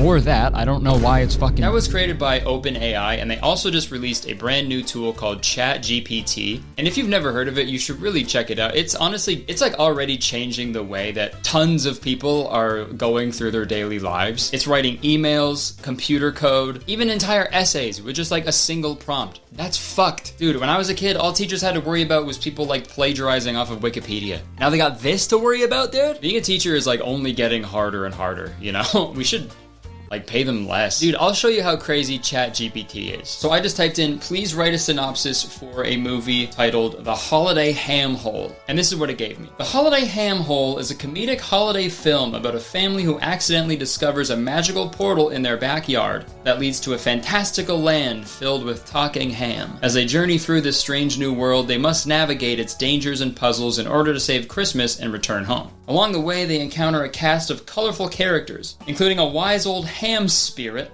and a mischievous group of gingerbread men. As they work together to overcome the challenges they face, they learn the true meaning of the holiday season and the importance of family. Dude, that sounds like the best fucking Christmas movie of all time. And I'm not just hamming it up, okay? I'm being serious. But amidst all of these great technological advancements and positive feedback, there's also been a little bit of negativity. I'm sure you all saw people posting those like AI art portraits on their Twitter and Instagram for some fucking reason a few weeks ago. Those particular ones were from an app called Lensa, I believe, and their whole thing was for like $8 or something. You show Lensa some photos of yourself and they give you like 50 AI generated art portraits of you. And there's been a ton of controversy surrounding this app because the AI model used to create these pieces of artwork has been trained using thousands of real artists' work without their consent. So instead of like finding an artist that you like, paying them to make you like a unique piece of artwork for you, this app is allowing people to pay a fraction of that cost, while also stealing the work of artists that have spent millions and millions of hours collectively to like hone their crafts. So that's awesome. Not dystopian at all. There's a ton of examples like this where AI generated art falls into this like weird gray area. Like for example, there are models that are trained using art from deceased artists. And that's crazy, obviously, because they can't like actually consent to that. They're dead. Also, I feel like they just wouldn't get it, you know? Like, could you imagine explaining AI art to, like, Van Gogh? He'd be like, what? No, seriously, what? What do you say? I can't hear that well. I don't know, dude. I just think this technology is moving quicker than our morals can, like, decide like what is ethical and what is not. I think AI has a lot of potential to make people's jobs a lot easier, you know, automate the mundane parts of people's jobs, which can be really beneficial. In a perfect world, that would happen and then none of us would have to work ever again and we'd all be happy. But obviously that's not gonna happen. I feel like if AI keeps progressing the way it is now, even more people are gonna start losing jobs and there's gonna be everybody killing each other in the streets. So yeah, there's a lot of cool things going on right now with AI, but also not so cool things going on with AI, and I'm a little scared, but it's all good, because I think AI can still be used to make some fun, silly things. Okay, so for this Christmas video, how about we make some fun, silly things? So my initial idea was to train an AI bot to write an entire Christmas movie. But the more I thought of it, the more I realized that would be a fucking nightmare. I don't have time to film and edit a full-length feature film. So I had a better idea. What if I trained an AI bot to write just one scene from a Christmas movie that does not exist? That seemed a little more possible, right? But then I was like, okay, one scene? This fucking video is gonna be 5 minutes long. That's not fair. So I got an even better idea. What if I trained a bunch of different AI bots to all write separate scenes from separate Christmas movies, and each bot uses a separate Christmas movie script to train itself. And then I film and edit all the scenes, I play them for you, and then we all decide together which one was the best. So once I thought of this idea, I knew I needed to pick which movies I was going to use to train these bots. I decided on training 4 separate AI bots. So obviously that means I need 4 movie scripts that perfectly encompass all the different types of Christmas movies. And this took a while, I'll be honest. I went through a lot of Christmas movies. Unfortunately, I wasn't able to add some of the ones that I wanted to because I wasn't able to get the scripts for them, but I think I narrowed it down pretty well. So the first bot is going to be trained using the script from the movie The Santa Claus. Now this is a classic Christmas movie, I'm sure we've all seen it. The plot is fucking super weird. If you haven't seen it, it's about Tim Allen's character. Speaking of Tim Allen. Tim Allen's character accidentally kills Santa Claus and then he becomes Santa Claus. So yeah, super fucking crazy, but I thought the AI bot would have a lot of fun with this script, even though I guess technically they aren't able to have fun. And the second bot will be trained by Home Alone. Now in terms of Christmas movies, this one is in my top 5. Me and my family watch it every single year. I mean, personally, I like Home Alone 2 a little better, but I figured for this we'd stick with just originals, right? Like no sequels. The other reason I picked it is that it's also like a little macabre and like violent for a like family Christmas movie. If you haven't seen it for whatever reason, it's about a kid who gets left home alone during the holiday season and he has to protect his house from these 2 robbers. Okay, and the third bot will be trained by Bad Santa. So I've never actually seen Bad Santa. The only thing I know about it is that it's like super vulgar and crass, but I think I can deduce from the title that it's about a Santa who's bad. It's also one of the few R-rated Christmas movies, so I thought it'd be fun to throw it into the mix, you know? I really should look up the synopsis though, hold on. Okay, a miserable con man. It's me, I'm a miserable con man. My last name's Connor, I am a Connor. A con man, I con. Okay, a miserable con man and his partner pose as Santa and his little helper to rob department stores on Christmas Eve. And the final bot will be trained by the movie Die Hard. This movie is about a police officer trying to save a group of people who were taken hostage by a terrorist during their Christmas party. And I'm pretty sure the terrorist is Professor Snape. Like the actor, not the wizard. And I know there's a big debate on whether or not this even classifies as a Christmas movie. Personally, I'm on the side of no. I don't think this is a Christmas movie just because it takes place during Christmas. But I'm aware there's a lot of people who do consider it a Christmas movie, so I thought I'd throw it on the list. So there you have it. 4 separate Christmas movies, 4 separate bots, each bot using their respective movie scripts to train itself. And this was like pretty easy to do on Runway ML. This is not sponsored, by the way. I just love what they're doing and I use them all the time. All I had to do is upload a text file of each script into their text-based model, and then it begins to train itself. And honestly, I had all these done in like a fucking hour. It's crazy. I will say, for the sake of transparency, I had to do a little bit of editing to these scripts just to clean up the format and stuff so it would translate on screen. And also,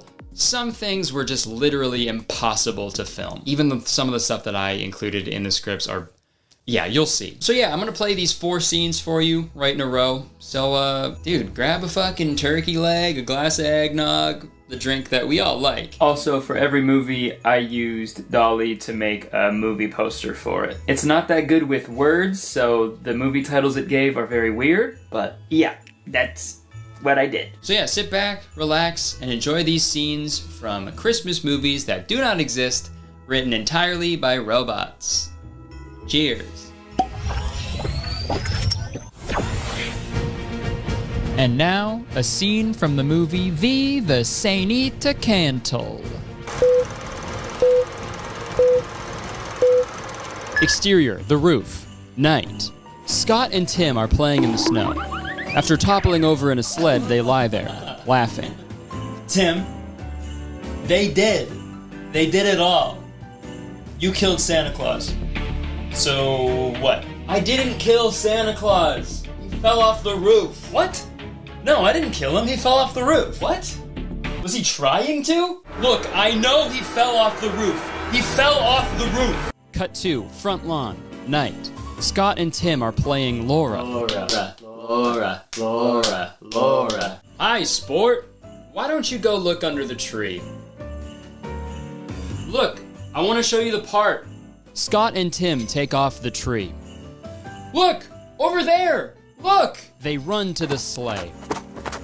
Cut 2, interior, the sleigh somewhere over America. Night. Scott and Tim are knocking on the door and ringing the doorbell. There's no answer. Hey, sport. You rang? Look, it's real, Dad. You rang? Yep. Wait, Tim? It's like in the poem, 'cause the note said there was. Huh? Out by the tree, Scott answered. In the poem. They both look at a metal plaque on the door which reads, The Rose Suchak Ladder Company. Huh? Why, you little... Nothing. Mom loves Christmas. Scott and Tim are finishing their TV dinners. So, not bad for a bachelor, huh? I guess. They're girly. Now you a problem. You're letting me have Tim for Christmas. That's gift enough. Scott reaches into his pocket and takes out his wallet. He signs it.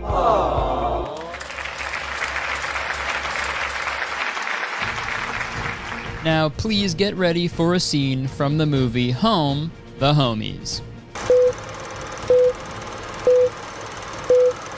The sun was setting, a florid gray, purple and black winter sunset. A long beat and the back of their heads unfurls a final kiss. Kevin looks up. The snow shovels disappear across the floor. The snow shovels appear across the floor. The snow shovels explode. Interior, Buzz's bedroom, night. Kevin finishes flossing his teeth, gathers his courage, and opens the door. Close-up, microwave, night. Kevin's jumping on the bed as the snow shovels pound.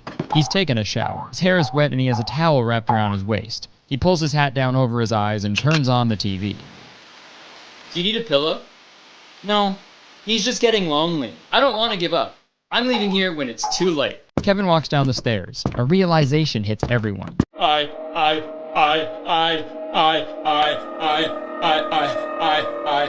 don't want any calls. I'm just here to get your attention. Kevin leans forward, looks down at Kate. No, I don't care what Frank did.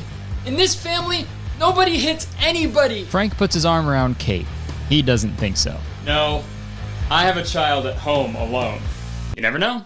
Exterior, house, snowbank, night. The cop and the kids are still sacking. Sheik's listening. You're missing some teeth. She's troubled too. Go. The porch lights go on. Where are you? Interior, kitchen, night. Kevin walks down the back stairs and stops at the dairy section. He reaches up and pushes the nutcrackers away. Kevin watches TV for a moment before the nutcrackers come out. It clicks to their feet and screams. A big grin is on Kate's fairy features. She takes a seat at the dairy section and screams. Interior, basement. Kevin's foot hits the wire and splits open, spilling a mouthful of coals. And up next is a scene from the beloved Christmas movie, Banada Bada.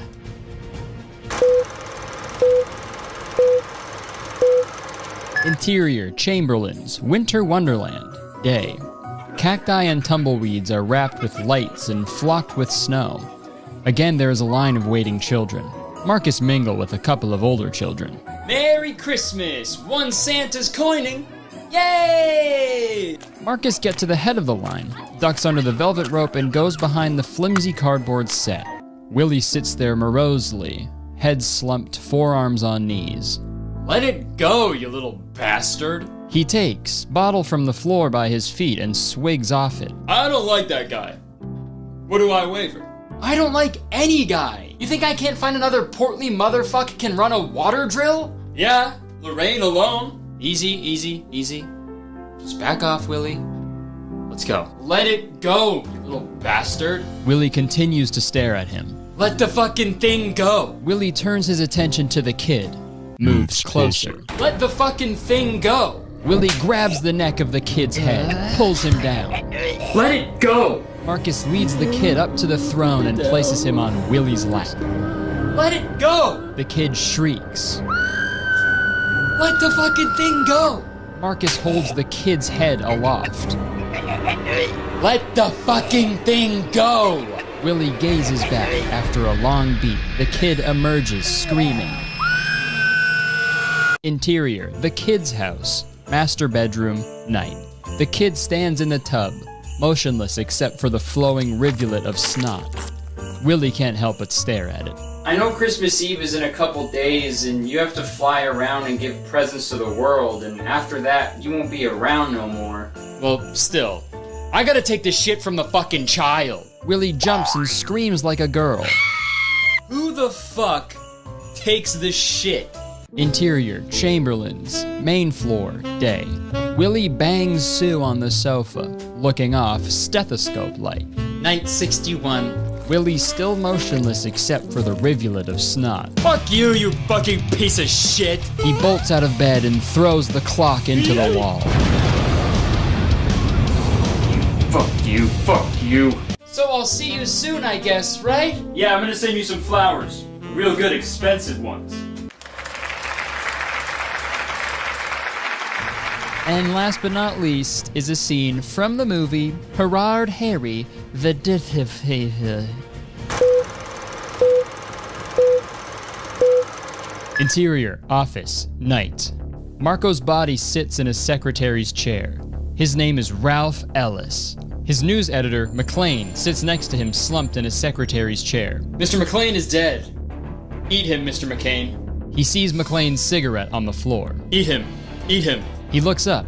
He sees McLean's cigarette on the floor. The red light on the first 2 floors gets his attention. McLean moves quickly to the windows. What floor are you looking for? No, he's going to have to find someone. Interior, bottom of the roof. Night. We pull back to see McLean climb up onto the edge of the roof. He is about to fall off the ledge of the roof when a huge blowers of water appear over the edge. The huge blowers slowly filled the void left by the blowers. Look for someone to help you. 349. Interior, office, night. Maybe that explains why people are not Ursat's L, but they still love Godzilla. He stops, listens patiently for sound. Suddenly, we hear the elevator doors open, like they are above us. The 2 extremely well-dressed, businessman and Lucy Johnson, are placed in tight tie as if to let out a breath. The huge blob of air we see in the night stands out admirably, but we don't see it. Good evening, this is Nakatomi. How was your nap? The businessman runs a checking account, and it's out. Shit, I'm sitting right this very second. John, get to the door. This is Nakatomi McLean. Hans moves quickly to the businessman's desk and opens the door. He finds the 2 men staring at each other for a moment before disappearing. The interruption temporarily dents the mood. He is surrounded by darkness. Interior, stairwell, night. Carl turns the volume back to 32. Not for claustrophobics. I have a hard enough time as a kid to survive. I'm going through some crazy stuff right now. Interior, stairwell, 38th floor. McLean moves across the room toward the wind tunnel and stops at the doorway to the pump room door. He finds the Hulk with a rifle and starts back for the door. Well, Cappy Roberts retired out here a couple years ago. He said I could bunk with him.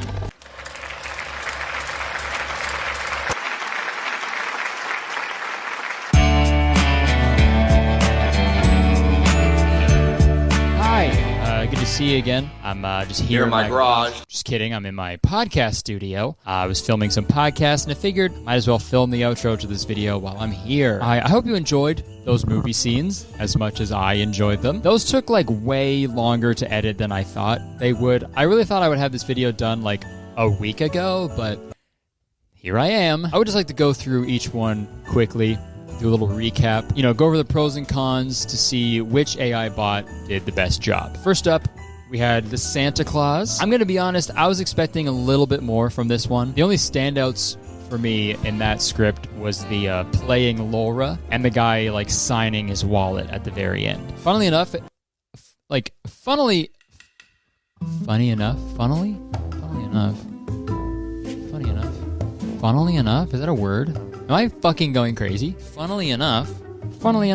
Yeah, that's a word. Okay, it still feels wrong. Oddly enough, it was the most like Christmas-themed scene out of all of them. With playing in the snow and flying in the sleigh. So I guess bonus points for that. But still, I wasn't the biggest fan of this one. I think this one gets like a 2 out of 5 from me, okay? Next up, we had Home Alone. The script for this one made me laugh a lot when I first read it. It was like super surreal and absurd, and that's like my favorite thing about AI-generated content like this. It had the back of the heads kissing, a dairy section in the middle of a home, 2 evil nutcrackers. I also really love the scene where Kevin looked down at Kate angrily, and then Aunt Leslie got like immediately terrified at what Kevin was gonna do, which I feel like is like canonically accurate, because if Kevin McAllister was in my family, I would be fucking scared for my life. So that was a nice little touch. So I think this one gets a 4 out of 5. And then we had Bad Santa. And I gotta tell you, dude, when I first read this script, I was fucking laughing so hard, like by myself in my office out loud. Lolling. I was lolling. I'll say it. I'll admit it. I was rafflecoptering, okay? Just because of that first scene, dude, like it started with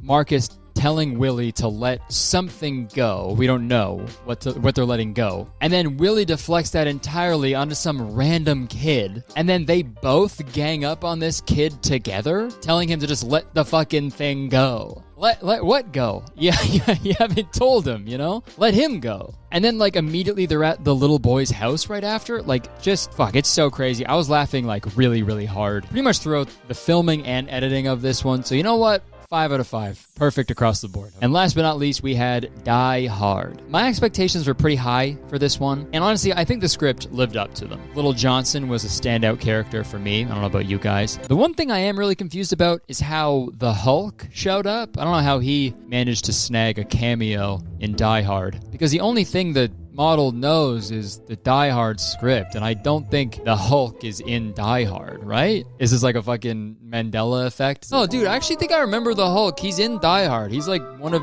the hostages. But no, I really like this one, and I think the final score I'm going to give is 4.5. So obviously that means personally I think Bad Santa takes the cake. I think that AI bot did the best job. So everybody give it up for the robot who wrote that script. Job. So that robot will be promoted, and the other robots will be sentenced to death by a Hulk firing squad. But yeah, leave a comment and let me know which one you thought was your favorite out of all of them, because they all have different opinions. So let me know, because I am genuinely curious. Well, folks, that's pretty much it. There isn't a sponsor for this video. I guess I'll be cheesy for a second and say that this video is sponsored by you guys. This is like the last video of the year, so I guess I'll give a little send-off. This year was insane. It was like the best year of my life, I think. I got married in Italy. It was the fucking best day of my life, and I wish I could just Groundhog Day for the rest of my life of that day, because it was perfect. I hit 4 million subscribers. I became a Fushigi master. I went on my first ever theater tour across North America with my 2 best friends, and we got to perform in huge, iconic venues that I thought I would never get to perform in, ever. And I got to meet a ton of you along the way, which was awesome. And I only lost 1 tour bus in the process, so that's not bad. Yeah, this year was just ridiculous, and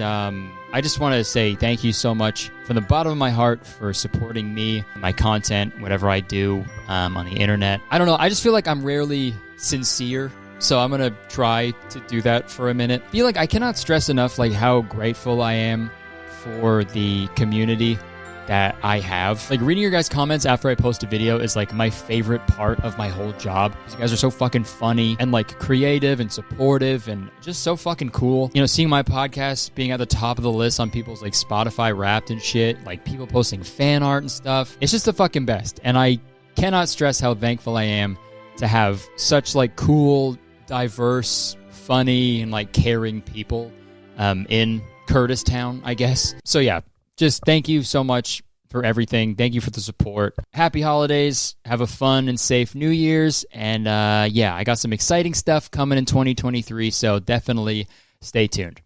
All right. Love you all so much. Thank you. Goodbye. Merry Christmas, everyone. Looks like there's something under the tree.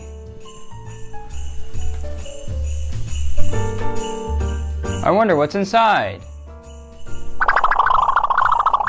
Wow. It's a new Kurtis Conner video. Here you go. Hey guys, welcome back to my channel. If you're new here, what's up? How's it going? And if you're coming back, what's up? How's it going? It's very good to see you again. Hope you're doing well. You see what happens when you subscribe to my channel? You get an extra greeting at the beginning of every single one of my videos. So press the subscribe button for an extra greeting. Folks, it's the most wonderful time of the year. The winter time. It's so fun. There's dirty slush everywhere, and you have to buy winter tires, and oh, when you walk outside for too long, the eye juice in your eye freezes. I love it. Yeah, winter sucks, dude. I fucking hate the winter time. I'm not a fan at all. The only good thing about the winter is Christmas, obviously, right? I love Christmas. I love celebrating Christmas. It's so much fun. I'm not like religious or anything, so I don't really celebrate it to like, you know, commemorate Jesus's B-Day. That's not why we celebrate it. You know, I just like hanging out with my family and watching Christmas movies. Dude, do I ever love Christmas movies? Yes, the answer is yes. I fucking love Christmas movies so much. Just so much. 2 of my top 5 favorite movies of all time are Christmas movies, okay? And that's not a coincidence. What 2 movies, you ask? Good question. Jingle All the Way and Home Alone 2, obviously. Okay, Christmas movies fucking slap. Jack Frost gets an honorable mention. But seriously, there's something so amazing about Christmas movies when they're done right. Like that one scene in Home Alone 2 when Marv gets electrocuted and he turns into a skeleton. Wow. Dude, I fucking lose my mind every time I see that scene. It's so funny. Or in Jingle All the Way when Howard is like, put that cookie down! Now! Fucking... For every, like, good Christmas movie, I feel like there's, like, 30 bad ones. And I'm sure you're all aware of several bad Christmas movies. I made a video last year about a Christmas movie. Christian Mingle is the movie. But I didn't even know it was a Christmas movie until they re-released it as Christmas Mingle. Hey guys, if you're gonna change the name of the movie, you better fucking release a Christmas-themed dating website to go along with it. You sinners, you absolute sinners. Winner, winner, chicken sinner. Sinner? I hardly know her. Okay. Jesus Christ. So the movie we're going to be talking about today is called Too Cool for Christmas. Let's find out what the movie's about. 16-year-old Lindsay decides to give Santa Claus an extreme makeover. That's it. Usually synopses.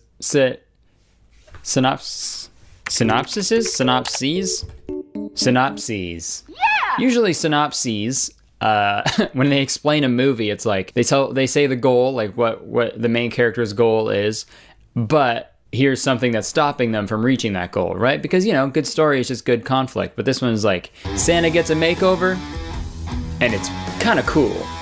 But I found a better synopsis, which reads, Lindsay thinks she is too cool to be with her family on Christmas. When she ends up delivering presents with Santa himself, she finds out what Christmas really means. So, grab a big plate of cookies, a big old glass of milk, and let's make fun of this stupid movie. The movie starts off with Lindsay sleeping in her bed on Christmas morning. Classic teen, you know, always sleeping in their bed on Christmas morning. Then her little sister wakes her up and they go downstairs to open some prezzies.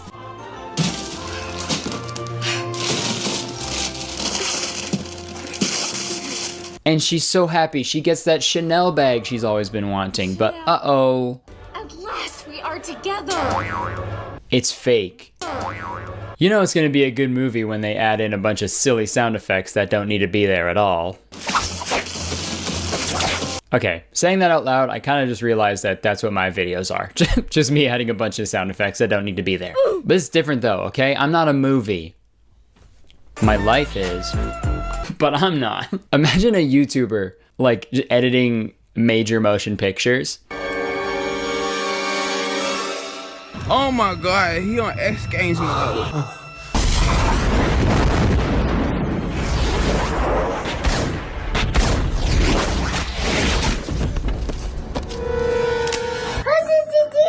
Do you really think you have a chance against us, Mr. Cowboy? Yippee-ki-yay, motherfucker.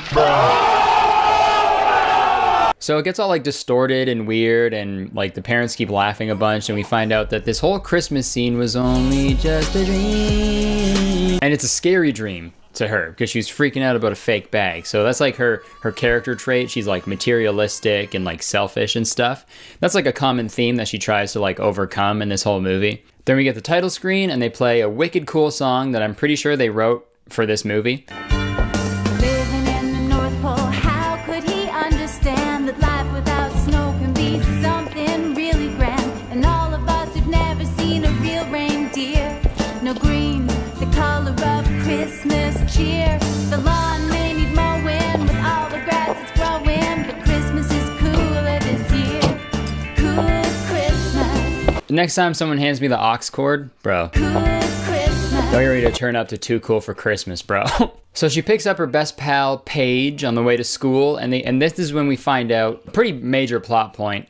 So they have this big plan to go on a fun ski trip on Christmas Day, but Lindsay hasn't told her parents yet. Have you told them yet? No. Uh-oh. Looks like she's in for a mountain of trouble. Boo. Boo. Oh, right, boo. yeah. Fuck you. You suck. Okay. Stinky, you little Okay, boy. fine. Boo. Okay, let's just keep watching Boo. the movie. Move on. So now Lindsay is like complaining to Paige that like her family, they do the same thing every year for Christmas, and it's just so boring. With my family, it's the exact same thing every year. And you know what? I agree, right? Like, fuck her loving family and their cute traditions. Bullshit, dude. Okay, so before we go any further into the movie's plot, I want to talk about something really quick about the movie's release. So in this scene, you can see Lindsay's parents are gay, okay? There's 2 gay men, 2 dads, and that's great, okay? More dads the merrier. I've always said that. But there is another movie called A Very Cool Christmas, and it's the exact same movie except for one aspect. A Very Cool Christmas features heterosexual parents instead of gay parents. The entire movie is the exact same. It's like shot for shot. It's the exact same, but every scene that has the parents, they had to film it twice. Once with the straight couple and once with the gay couple. So much work. Now, some of you have probably seen this on Twitter. That's actually how I found out about this movie. The tweet said that Too Cool for Christmas was intended to release only in Canada because I guess Canadians are more like tolerant or whatever. It's whatever. But yeah, Very Cool Christmas was intended for the American audience, which was more like conservative at the time, especially then back in 2004 when this was released. But after doing more research, I found that that's not really 100% true. The director said that they worked really closely with a TV network, an LGBTQ plus network called Here TV.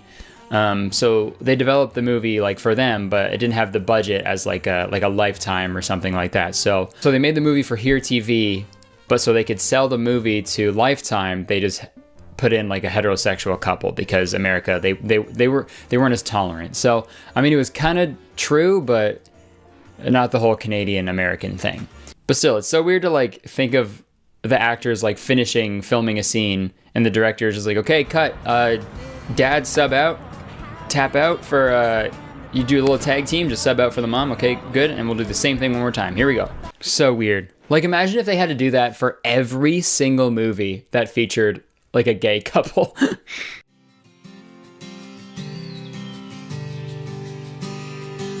I'm freaking out. I can't believe we just hooked up out here in the mountains of Wyoming. I know, neither can I. Well, what are we gonna do? Well, considering we're man and woman heterosexual couple, I don't think anyone really has any issues with us being together, so I actually think we're good. Oh yeah, well, I guess you're right. Well, that's great news. You bet your ass it is. Let's go hook up again. All right. Brokeback Mountain, now airing on Lifetime for some reason. All right, back to the movie. Well, movies? Back to the movie. Back to it. So now we meet Lindsay's love interest, and his name is Anderson. And we find out that him, his friend JT, and his other friend Kevin are all going on the exact same ski trip as Lindsay and Paige. This is great, so are we. We leave on Christmas morning. So do we. Well, JT's gonna freak when I tell him that you're coming. He's been dying to hook up with you. Jeez, buddy. Is that like a normal thing to say? I don't know if it is. He's been dying to hook up with you. He wants to have sex with you so bad he keeps dying. He's dying to. We've had to bring him back to life several times because he wants to hook up so bad. Keeps passing away. So now Lindsay really wants to hit the slopes, dude. Now that Anderson's gonna be there, fuck. So she goes home and gives like a presentation to her mom and dad, well, her dad and her dad, to her parents, depending on which film you're watching. It's like a presentation to convince them to celebrate Christmas later on so she can go skiing. So in the presentation, she like roasts Santa Claus.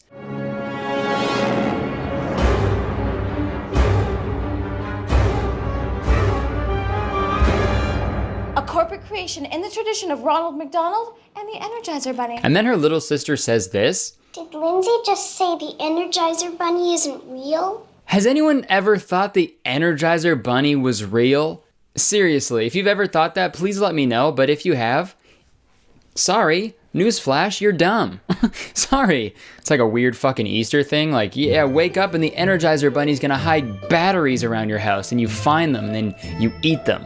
Eat the fucking batteries, and you die. There's so many parts in this movie that just say shit like that, and I'm like, are you trying to be funny? Is it just pointless shit to say? Like, I don't get it. But after the presentation, obviously her parents get super mad at her and they tell her that she can't go skiing. You're not going. And that's final.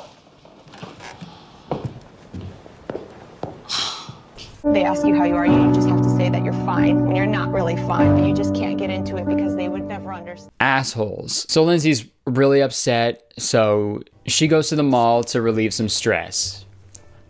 She goes to a mall in December to relieve stress. I don't know about you guys, but if you've ever been to a mall in December, that's probably the most stress-inducing thing you could ever do. But hey, what do I know, right? I'm not a stereotypical teenage girl in a movie written by fucking Michael Gelbart.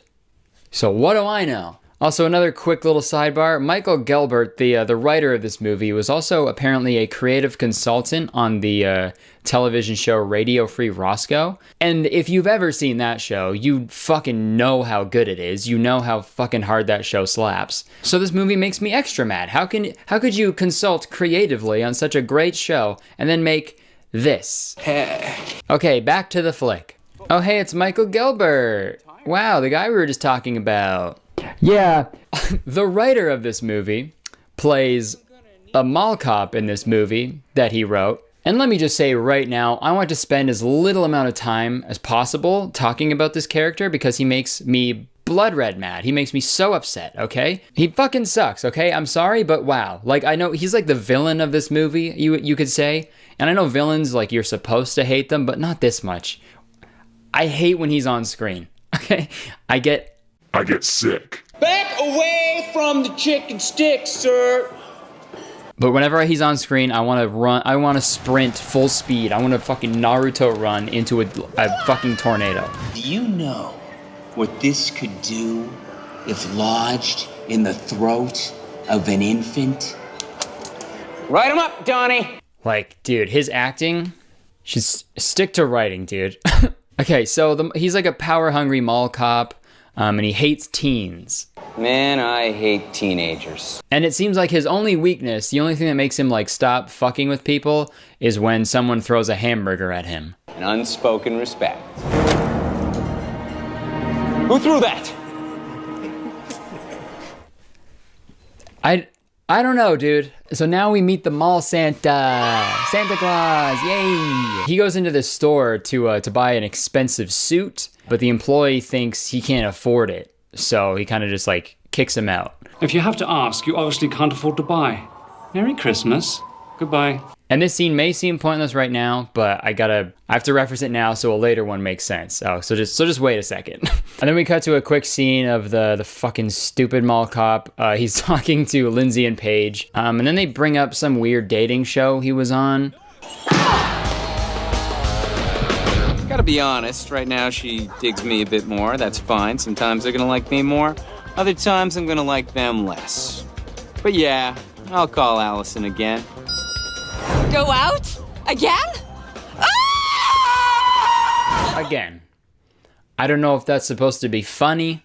I don't know why that's in the movie. So after that, he's sitting on his little chair and he's ready to be Santa. And Paige and Lindsay decide to go see him, to go sit on his lap and talk to the Santa. But they don't just go and like ask him for presents, you know, they don't do a normal thing. They wait in line and then they sit there and just fucking fuck with him the whole time. They just make fun of him. Yeah, forgive us if we don't sit on your lap. Ew. Not very nice thing to say. It's Christmas. At least I don't wear the same red suit every year. Tell me, Santa, how can Mrs. Claus stand to be married to someone so completely devoid of style? Like, holy shit, just so mean. That poor old man spreading hope and love to little kids, and they're just like, hey, pervert, fuck you. You have no style. You get no pussy. You are a loser. So I guess they sit there for a bit. They keep roasting him. You're inactive all but one day a year. You hang out with a bunch of elves. And then Lindsay pokes him in the stomach. And you sit around, put on the chubby bluff. And then after that, once she does that, then she feels bad. I'm sorry. Calling him a fat pervert was absolutely fine, but as soon as she poked his belly, yeah, that was fucked up. I'll say that. That was a little too far. So she goes back and she apologizes to Santa. I just wanted to apologize for what I said before. And she asks if there's anything that she can do to help him because she wants to stop feeling selfish. Maybe I can buy your wife a gift and you can give it to her. So Santa, in response to this, is like, I'm actually having really bad marital problems with Mrs. Claus. We used to be so close. We were like two lights on a Christmas tree.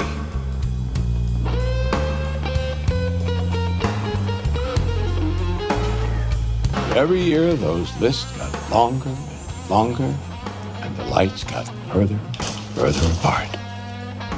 After all that, Lindsay agrees to help Santa Claus, and he's like, okay, great. So they go into this big montage of them working out so Santa can lose all of the weight that he has put on. Because even when Lindsay's trying to be nice to Santa, she's still a fucking dickhead, right? Like, oh, I know why your marriage is failing, because you're a fat loser. And you're ugly, so I can fix that. Come along, stupid idiot.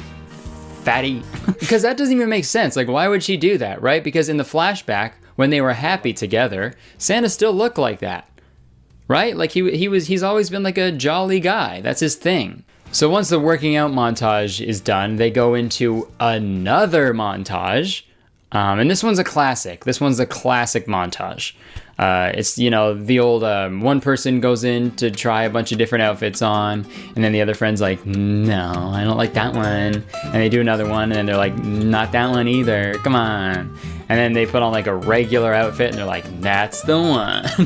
And they played this song during it where it's like, it starts by saying Santa Baby, so you think it's going to be the song Santa Baby, but listen. Santa baby, you're looking really grand. Now I see you really understand that it's clothes that make the man appealing to the missus. You better watch out. Dude, imagine if when you're at the club and then like some guy's like, yo, DJ, play Santa Baby. And then the DJ plays that. Dude, you get in so much trouble.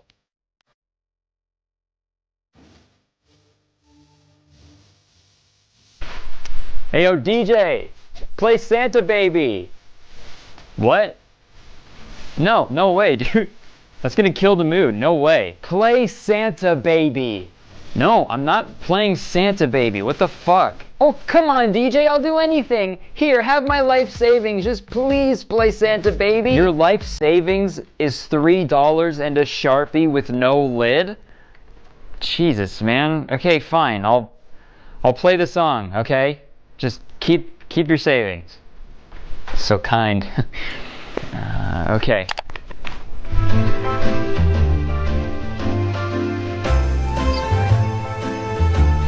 Wait, what the fuck is this?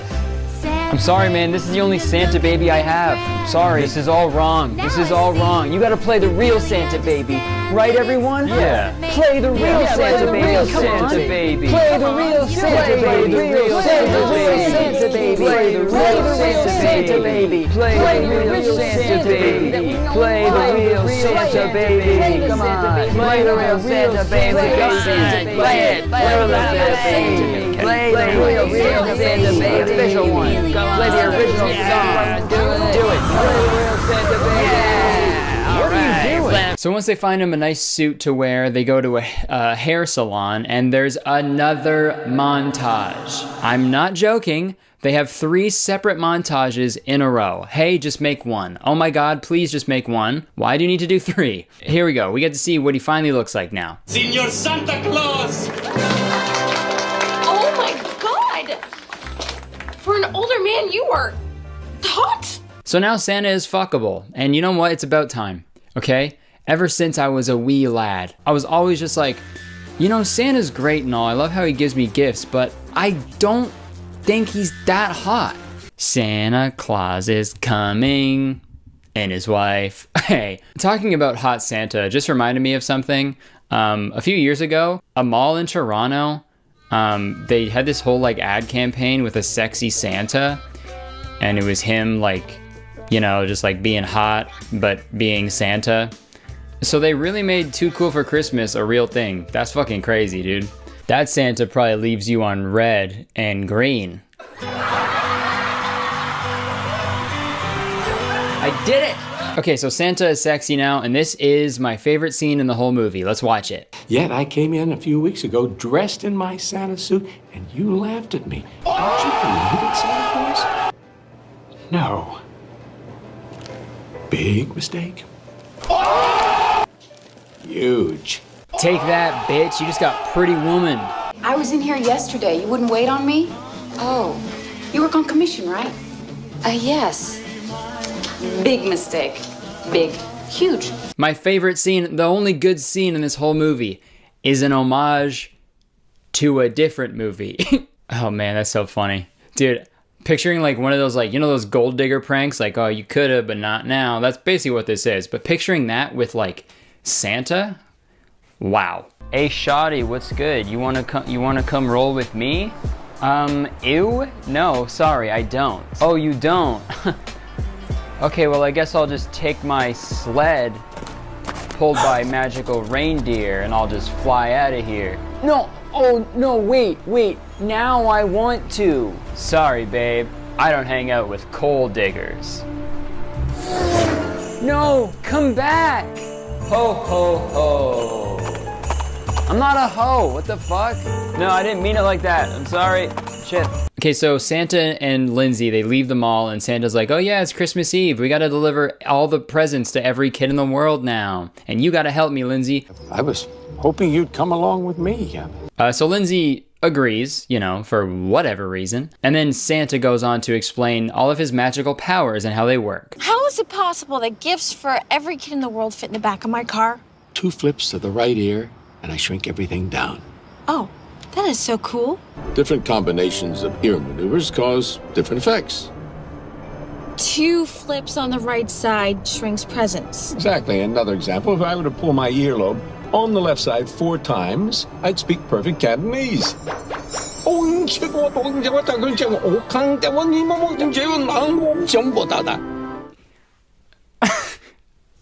Hey, okay.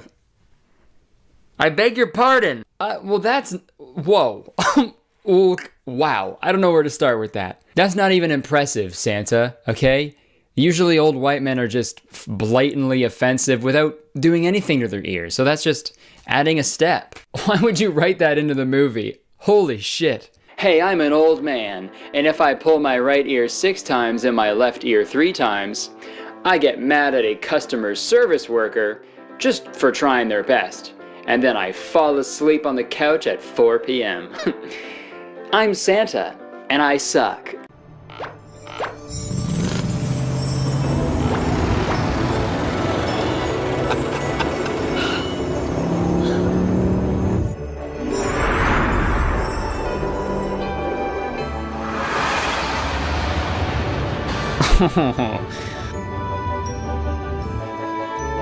I didn't know they hired Neil Breen to do the fucking special effects for this movie. It literally looks like they're just driving in a huge car on top of a city. So Lindsay and Santa, they travel the whole world, I guess, and deliver all the presents to the kids. And meanwhile, the mall cop is like freaking out because he saw them drive away with a bunch of toys. So he was like, "Oh, black market toy ring. That's what they're doing." Someone's got some stolen merchandise. I don't know. Movie stupid. Mall cop sucks. Later on at night, they end up going to Anderson's house, the hot boy. They're like some form of genetically perfect superhumans. Almost as hot as Santa, but no one is. Good luck. Is it Anderson?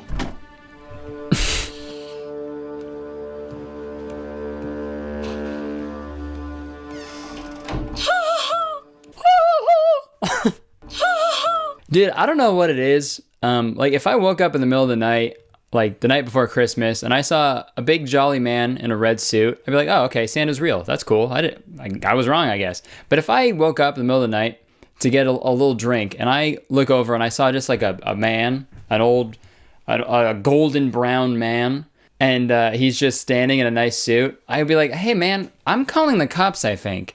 You're not supposed to be here. You're supposed to be at a country club right now. Why are you in my living room? You hot old man. Get out of here. Okay, the movie's almost done. Jesus Christ. So before they leave Anderson's house, Santa puts in a little letter into Anderson's stocking without telling Lindsay. Uh-oh. And the last house they get to is Lindsay's house. And he's like, you gotta go deliver the presents by yourself. You expect me to go in there and take one look at my house and then I'll start thinking about my family, get all touchy and feely, and then not want to go on the ski trip, right? Guilty as charged. But then she goes into her house and this is the big turning point in the movie. Lindsay! Santa asked me to put your gift under the tree. You're my gift under the tree. What do you mean? I told Santa I wanted you home for Christmas. And you are. That's what you asked Santa for?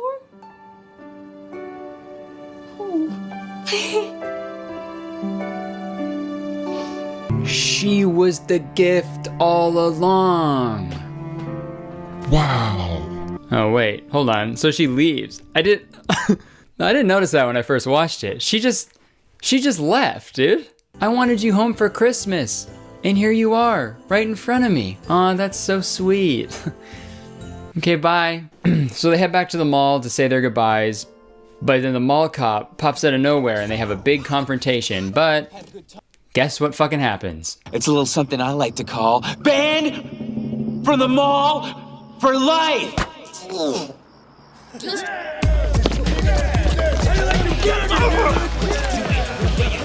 Yep, some hoodlums throw hamburgers at him. Yo, that soup be cracking, dog. Thank you, dog. Oh, it's so good. Thanks for hooking me up with the burgers. I got your back, Claus. Yo, guys, this one's got ketchup. Hey, stop, please. Allison?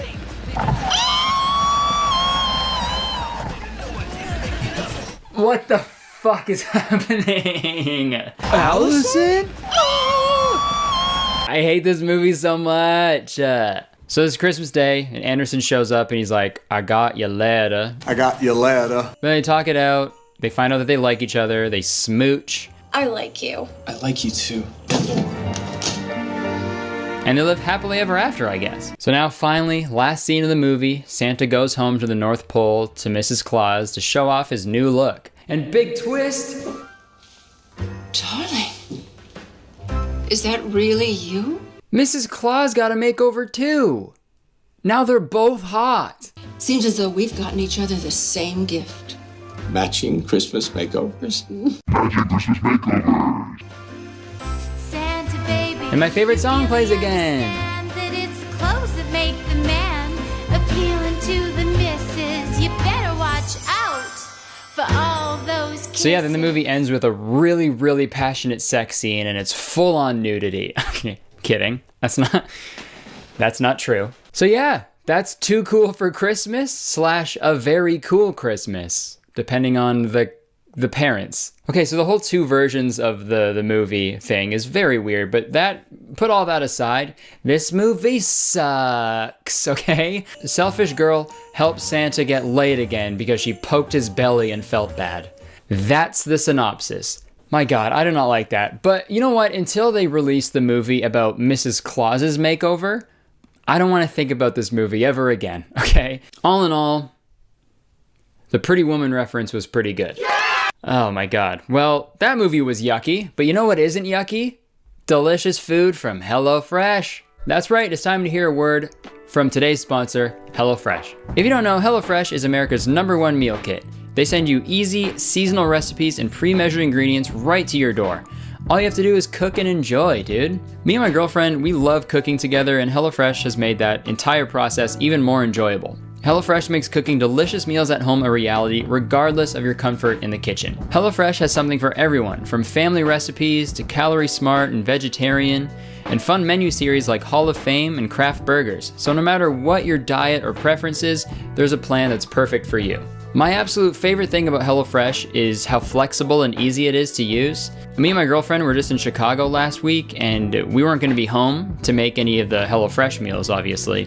But with just a few taps on the app, I skipped that week of meals and didn't have to worry about it. And if you want to add extra meals to your order, as well as yummy extras or dessert like garlic bread and cookie dough, you know, if you want to make some cookies for Hot Santa, it's just as easy. It all sounds great, right? HelloFresh sounds amazing, but what's super great is that HelloFresh is now from $5.66 per serving, making it America's best value meal kit. And HelloFresh is offering a hot and spicy deal for the citizens of Kurtistown, okay? You can get started with 9 free meals. That's $90 off your first month of HelloFresh, including shipping. All you have to do is go to HelloFresh.com and enter code Kurtistown9, or just click the link in the description.